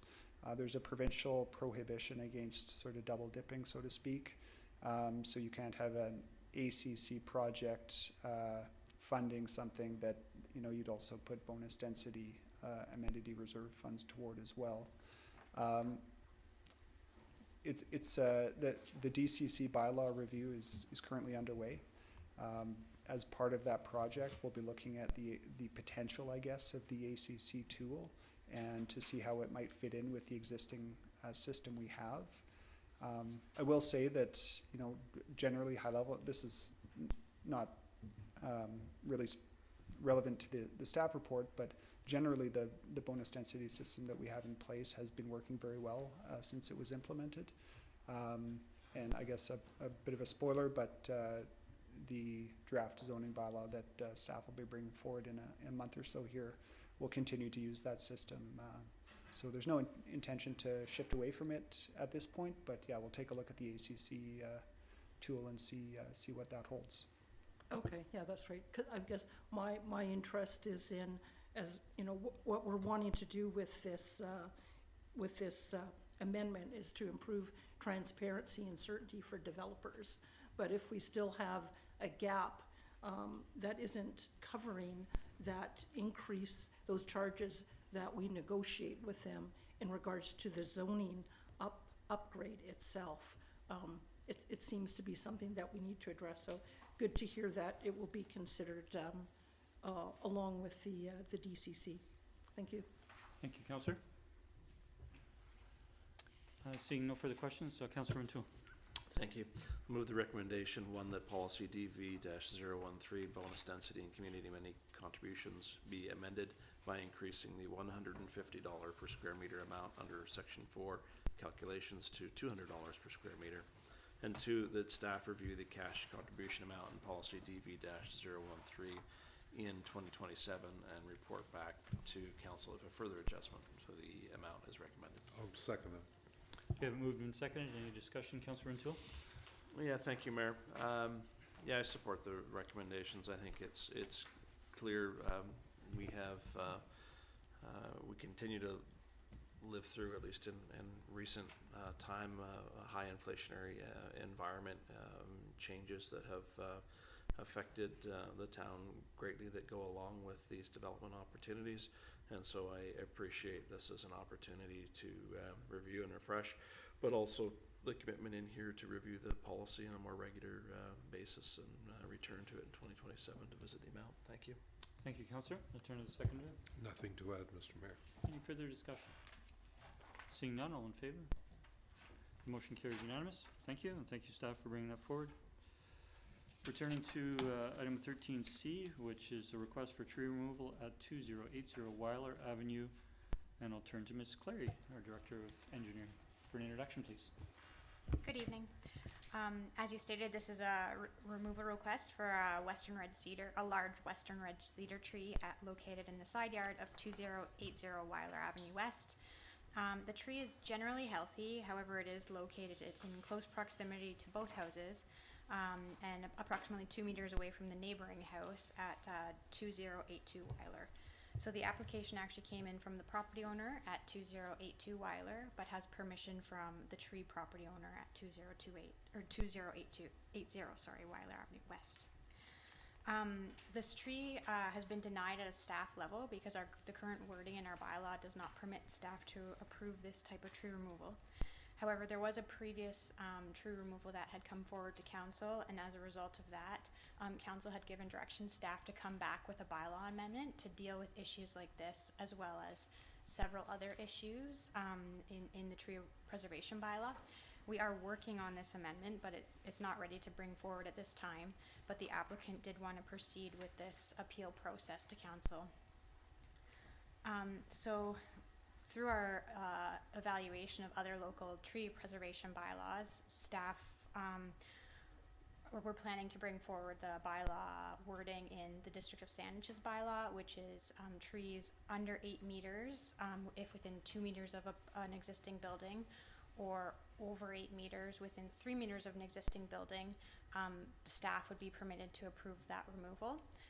This is because it's really unknown the damage that could be being caused by this tree, and it's hard to say exactly when damage may be caused. So staff are recommending that this tree removal be approved. If council provides different direction than that, we will use that information in the upcoming amendment that we'll be bringing forward in the coming months. Thank you, Ms. Clary. I'll turn to colleagues if there are any questions. We do have a recommendation. Councillor Duck. And I so move that the request for tree removal at 2080 Weiler Avenue West remove the protected western red cedar in the side yard of 2080 Weiler West be approved. Second. Moved and seconded. Any discussion? No, I think Ms. Clary's explanation of the rationale behind this, as well as the update to the bylaw coming forward makes sense.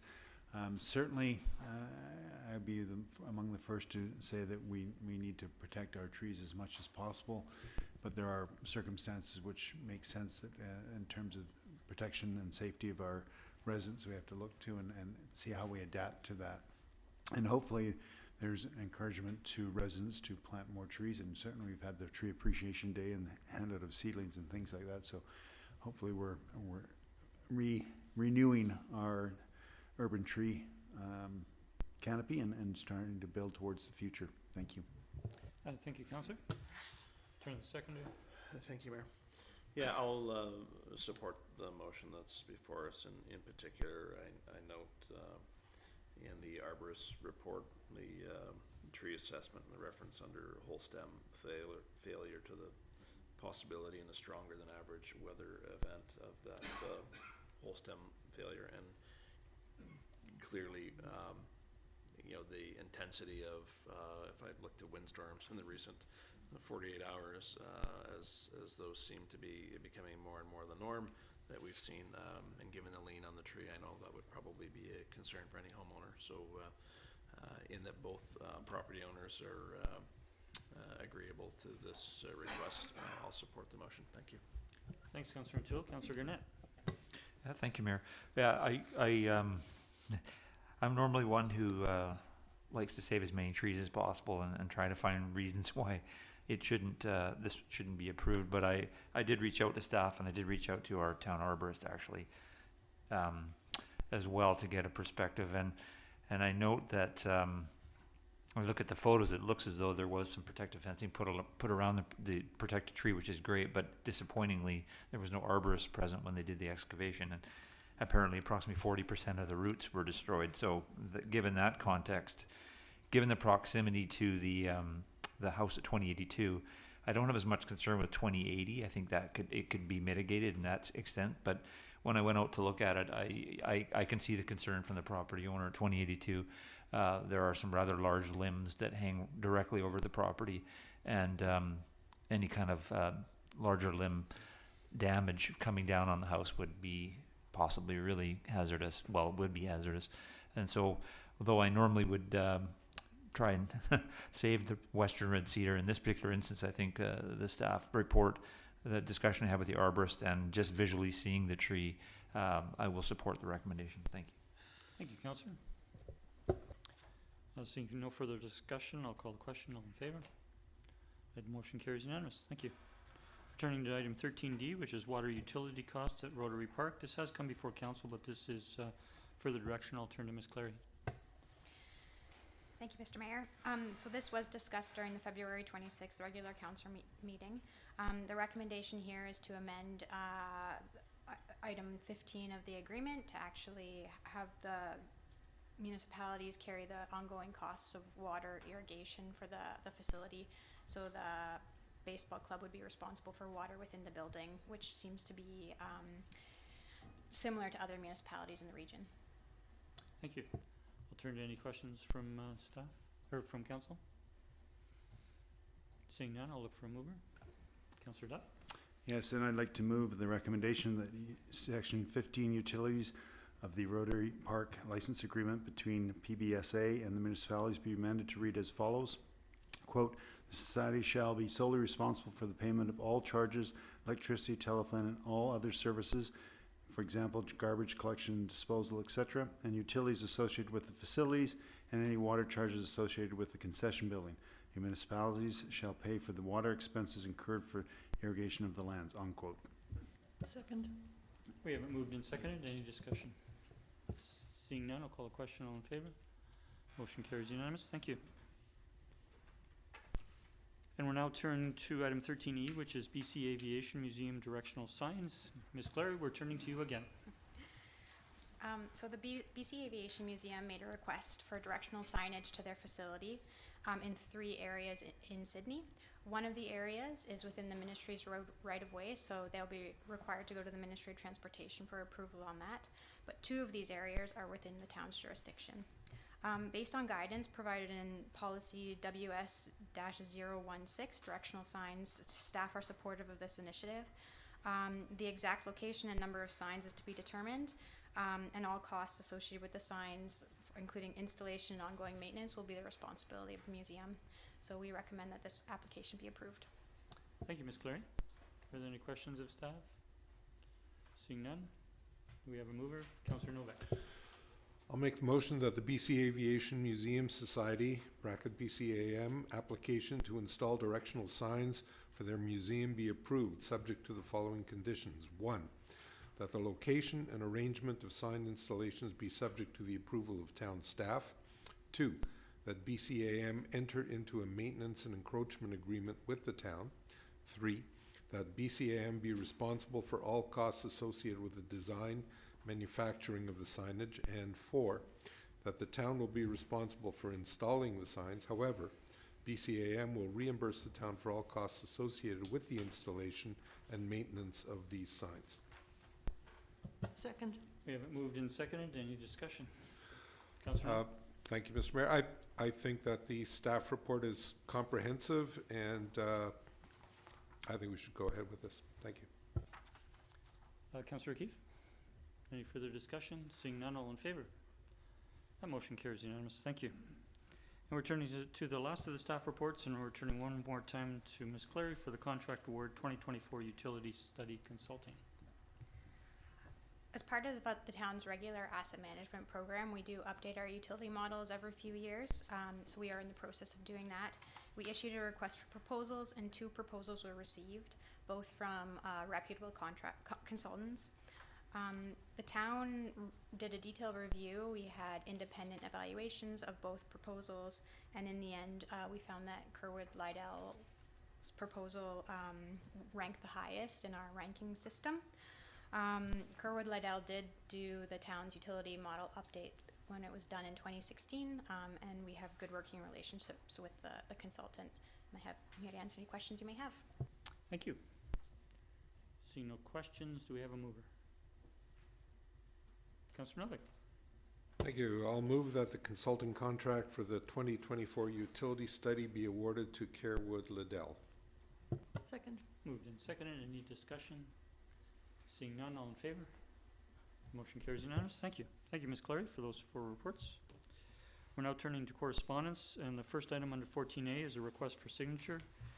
A letter to ministers regarding marine matters. This email is a result of a conference that MP Elizabeth May and MLA Adam Olson held, and one of the outcomes of that meeting was to request signatures from the participants, and I would recommend a motion to, or the council give consideration to adding the mayor's signature to the letter. Councillor Duck? Yes, I'd like to move the recommendation that council will give consideration to adding the mayor's signature to this letter. Well, we'll I'll take second consideration out of your motion, if we might. Okay, thank you. Agreed. That council approve, or council direct the mayor's signature to the letter. I'll second it as amended or Great. as revised.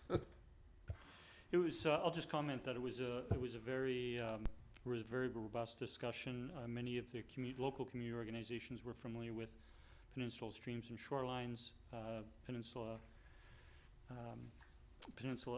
the Shoal Harbour, Friends of CM Harbour, the coalition, the Environmental Coalition, Peninsula Environmental Coalition, and others. There was a workshop that Sidney actually hosted at the beginning of last term, but this was the first time stakeholders from Salt Spring and the Southern Gulf Islands attended, and this was one of the directions that came out of the meeting. Councillor Rintoul. If I may, a question through to you, Mayor. Yep. I'm very supportive of the suggestion that we ask the mayor to sign on and support of this. And I'm appreciative of the MP's initiative to pursue this. If the mayor could comment on the previous CRD initiative in Peninsula service that was established with respect to the 3 municipalities in the peninsula, looking to address some of the issues that are highlighted here, in particular mooring buoys and derelict vessels, I think were 2 of the key. And so if I could ask you to please provide us maybe some context around, where that's at in relation to this type of request. Thank you. Sure. That's that is there is more detail on that in the next agenda item, but it's coincidentally this conference that was jointly hosted by the province or provincial and federal representatives was the day before the CRD Environmental Services Committee, where the report that is included in the next agenda item, which spoke to the Peninsula Harbour Service and the desire to go in a direction. So the CRD representative for the Peninsula Harbours initiative spoke at that conference and indicated the direction that, and within minutes, we had electoral area director from Salt Spring, Gary Holman, had circulated the staff report to all members that within a matter of minutes. Sort of thing. So, the recommendation coming out of that process, which we'll come to in a few moments, is to have another regional conference, stakeholder group conference, before moving further. I mean, what is understood from the beginning of last term, when a number of the local groups that I previously mentioned approached both the former mayor of North Saanich and myself, and then our respective CAOs, and we met on a couple of occasions, and we understood that that time, given the multi-jurisdictional complex nature of the regulations and enforcement, that we needed to work on a collaborative basis, and the three mayors then pursued, as you know, the documentation is further in the package. We went through the CRD Peninsula Wastewater Service to create that, and then it did come to the three municipalities for approval of the service. And so while we were requisitioned over the last couple of years for that at a relatively small amount, the CRD staff have indicated that while the Peninsula certainly has an interest, all of the other communities in the core that have waterfront, in West Shore municipalities that have waterfront, have similar concerns, and that if we did come up with a solution magic bullet, on the Peninsula, we might actually be shifting problems to the shores of our neighboring municipalities. So I think this is a prudent approach, and that all the representatives from all of the different stakeholders at the Elizabeth May understood these processes, and it will be helpful to have full stakeholder engagement, not just with the nonprofit organizations that were there, but the other municipalities will be involved in this stakeholder workshop as well. And I have to thank our staff, because they have corresponded and worked with the CRD staff over the last couple of years to try and advance this. I hope that helps, Councillor O'Toole. And I'll turn to Councillor Duck.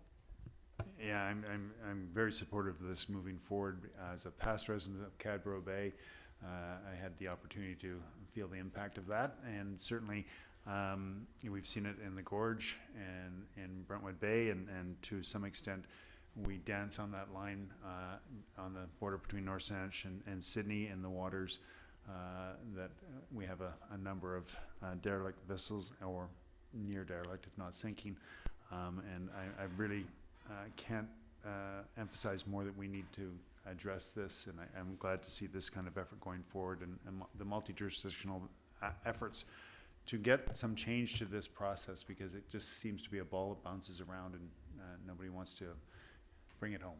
Thank you. Thank you, Councillor Duck. Seeing no further discussion, I'll call a question. All in favor? That motion carries. Thank you. And we're now turning to item 14B, which is the Harbours and Water Monitoring and Coordination Service. This is a letter from the CRD Chief Administrative Officer, Mr. Robbins. There is no recommendation.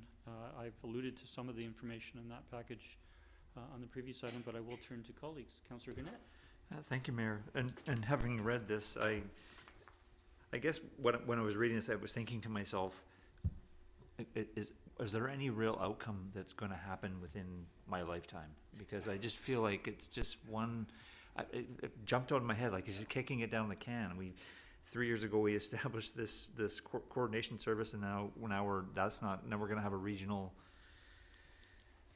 workshop, and like what are we legitimately, because I'm not involved in the discussion, it's going to accomplish through this workshop, and is it going to be something that leads to another group, and like how do we put pressure on the powers that be to actually get something accomplished, I guess, at our municipal level, even just on our own, regardless of any other municipalities. And I'm as the person who sits on the CRD, I'm kind of befuddled by the whole thing. It just seems like something that just never ends, and I don't know the answer to maybe I'm just asking myself questions and hoping answers will come. I don't know. No, but I think as indicated in there's quite a bit of information there, but thank you for the question and the comment, and I can tell you that a number of the community organizations, and quite frankly as residents, I think we share, and we would like to see this process advance more quickly. But really the problem was initiated, if you will, which is drawn attention in the documents, to the federal government change in changing mooring buoys to a minor works, and that changed how it's enforced, and so it's actually changed slightly how it's regulated, but it's changed how it's enforced. And quite frankly, the enforcement isn't there, and so unenforced mooring buoys has created a challenge that is exacerbated. We've had challenges with derelict vessels with abandoned vessels in the past, but the proliferation of mooring buoys took that to a new level, and that's when the local community organizations, particularly those on the waterfront, Shoal Harbour, Friends of Shoal Harbour, I'm going to call them the Friends of Seam Harbour, but it's the Seam Harbour Residents Group, and others, Peninsula Streams and Shorelines, and so on, became involved. So at that first stakeholder workshop that Sidney hosted, I offered to host it. We hosted it at the Shoals Centre. It was really two residents from the Seam Harbour group that organized it. But we had representatives from Departments of Fisheries, Federal Department of Fisheries Oceans. We had representatives from Coast Guard. We had representatives from the provincial. We had First Nations in attendance, and that sort of thing. And at that time, there was a bill before Parliament in changing some of the responsibility. Well, that bill has since passed, and nothing has really changed on the enforcement side.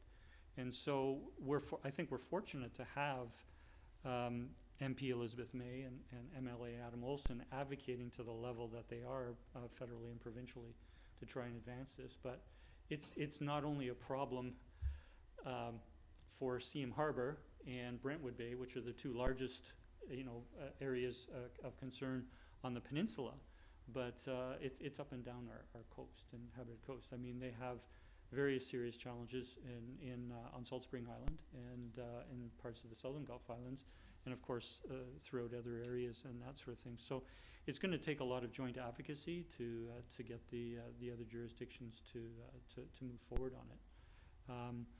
And it's taken us some time, unfortunately, to realize that Sidney couldn't solve it on its own, nor Saanich couldn't solve it on its own. The three municipalities gave it a shot, and we realized through the CRD, because quite frankly we didn't have, we said at the time that the CRD service was on our table, was on our agenda for us to give approval for the establishment of that service. What was in the report was that the local municipalities like Sidney, North Central, Saanich didn't have the staff resource or expertise to deal with the multi-level, multi-jurisdictional complex nature of this. And so having the CRD on a regional level take this further, representing the entire region, including Salt Spring and the Southern Gulf Islands, which are two important electoral areas in addition to the 13 municipalities, is helpful. So I appreciate your comment, and I think some of that is shared by many throughout the region. Councillor Duncan.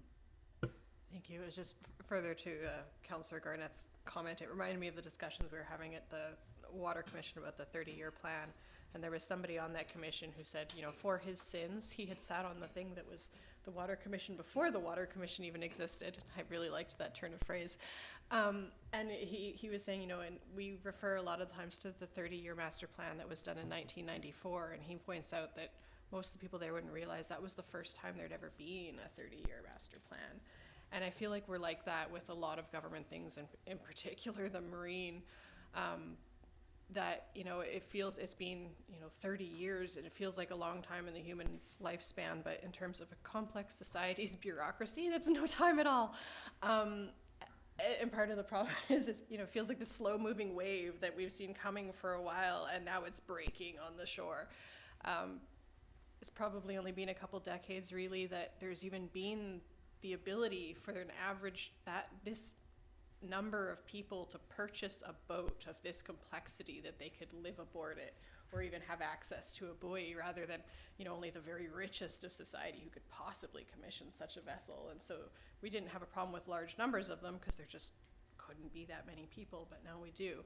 So I think this is probably one of those things where it's part of the slow and frustrating process of government having to adapt to new situations on the fly as new technologies and population pressures kind of all coincide together. And with the way we've done jurisdictions for a century and a half of Canadian government are now kind of no longer relevant to the actual jurisdiction or the actual way that our society is using our environment anymore. And so this is part of a concerted effort that hopefully will advance us for the next few decades until we have a problem that comes up again. So as slow, as frustrating as it is, I know it's probably the way it's going to be. And I thank the mayor for adding a signature to this and hope it moves along faster than we hope it can. Thanks. Thanks, Councillor Duncan. So this was for information. I'll turn to colleagues if there's any further discussion or questions. If not, thank you for the discussion this evening. And we're now turning to 14C, which was the item that Councillor Duck requested raising, which is the letter from Peninsula Streams and Shoreline. And we know that Ms. Gifford both spoke at public participation this evening, but submitted a transcript of that, those comments, which is adjacent to this as well. Councillor Duck. Thank you, Mayor, and thank you for raising this for discussion by council, because I think there's some implications here that council and town need to be aware of as we move forward, that by the cancellation of this project, the implications are for certainly further erosion of Roberts Bay, and I think we need to be aware of that Peninsula Streams and Shorelines has demonstrated through their research that this erosion will continue and has been very evident over the last number of years, and so it's not going to stop. And so what are the implications of that? And so there will be some responsibility on the town's behalf as landowners come forward that have shoreline property facing there, and that land starts to get eroded away. They'll be looking to us for potentially hard structures to be built on their properties to withstand the erosion, which of course means that we'll have to be looking at what's the impact in this environmentally sensitive area, putting in hard structures to stop erosion of their land, and certainly that's maybe just a stopgap process. The other thing is that we as the town provided funding from the stormwater funds to help with this project, and if I can through you, Mayor, to staff, just to encourage that the funds that were allocated for this project be returned to the stormwater project, and probably they should be, as to that continuing process and looking at Mermaid Creek and helping with that. There's this cancellation of project raises a number of problems, stormwater, erosion, that we as a town are going to have to look at, and certainly some of it's not our responsibility with the marine shorefront, but we will be, I think, challenged with that continuing erosion of the property and what we need to do about it and how we approach it. Thank you.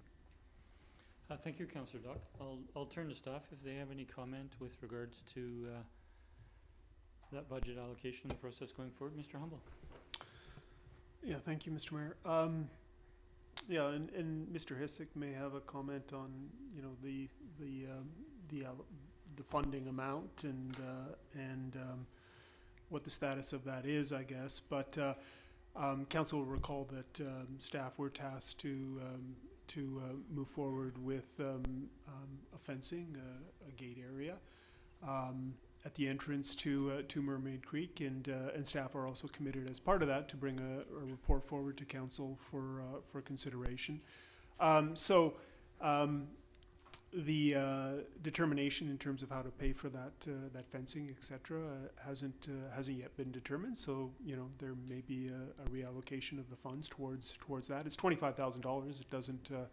It's you know, not a significant amount of money when it comes to significant projects, but it would certainly work towards paying for that fencing. But staff will cover that off when we bring the staff report forward. Thank you, Mr. Hummel. Councillor O'Keefe. So, through you to staff, so just clarification, so the report that will come back, will it address sort of our original plan of how we were going to deal with stormwater coming from Mermaid Creek? Is that what are we kind of going back to what we kind of had thought about before, or something different? That's not my understanding, but okay. Because quite frankly, we that project is no longer on the books. We don't have it any longer in terms of that project. But maybe I'll let Ms. Clary. Do you have any additional thoughts on what that staff report encompasses? No, the intent was for it to review. One of us was going to disappear. I'm sorry, I don't know what that was. But the intent of the staff report was to deal with the fence situation, not the stormwater within the Mermaid Creek catchment.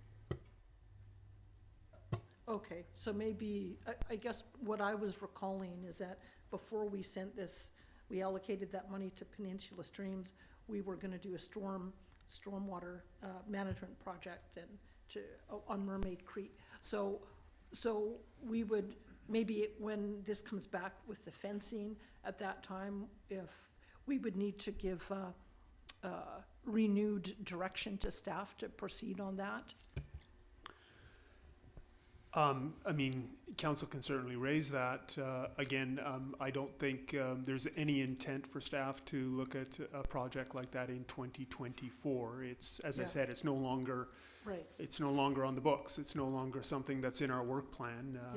We left that with Peninsula Streams, and that project isn't proceeding. So we don't have a project right now for 2024. Okay, so maybe, would that be something we might bring up at strategic planning then, or I presume if, I think that would be an appropriate time. yeah, okay, all right. I just didn't want to lose sight of that. Okay, thank you. Thank you.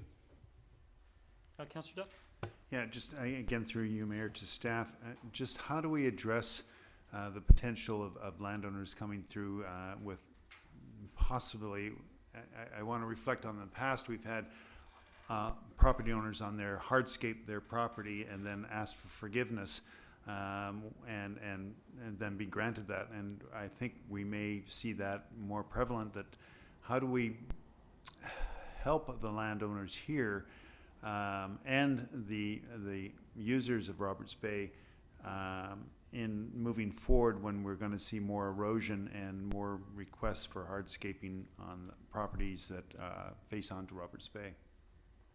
Thank you. I'll turn to Mr. Humble. That's a challenging question. Yeah. I mean, it's speculation, right?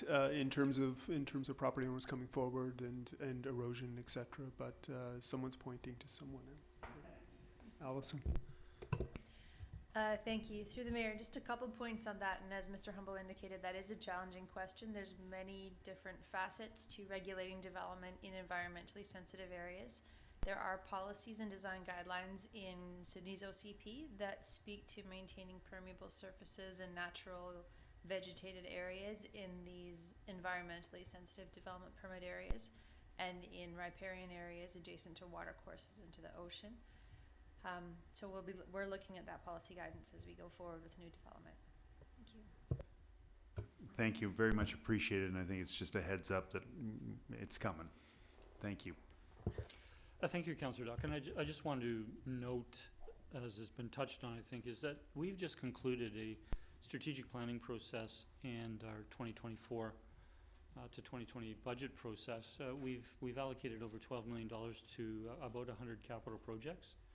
And the timing of the cancellation of the Roberts Bay project was at the exact time that we were concluding our strategic planning and our budget process, including capital plans. So while it was a project that was on our books at one time and considered, we reallocated it based on Peninsula Streams and Shoreline, and it will take some time now for us to reconsider it as a priority to move it forward. It's not that we don't have an appreciation. We've had the discussion at council table and heard from those community organizations, but it's part of our process at this time.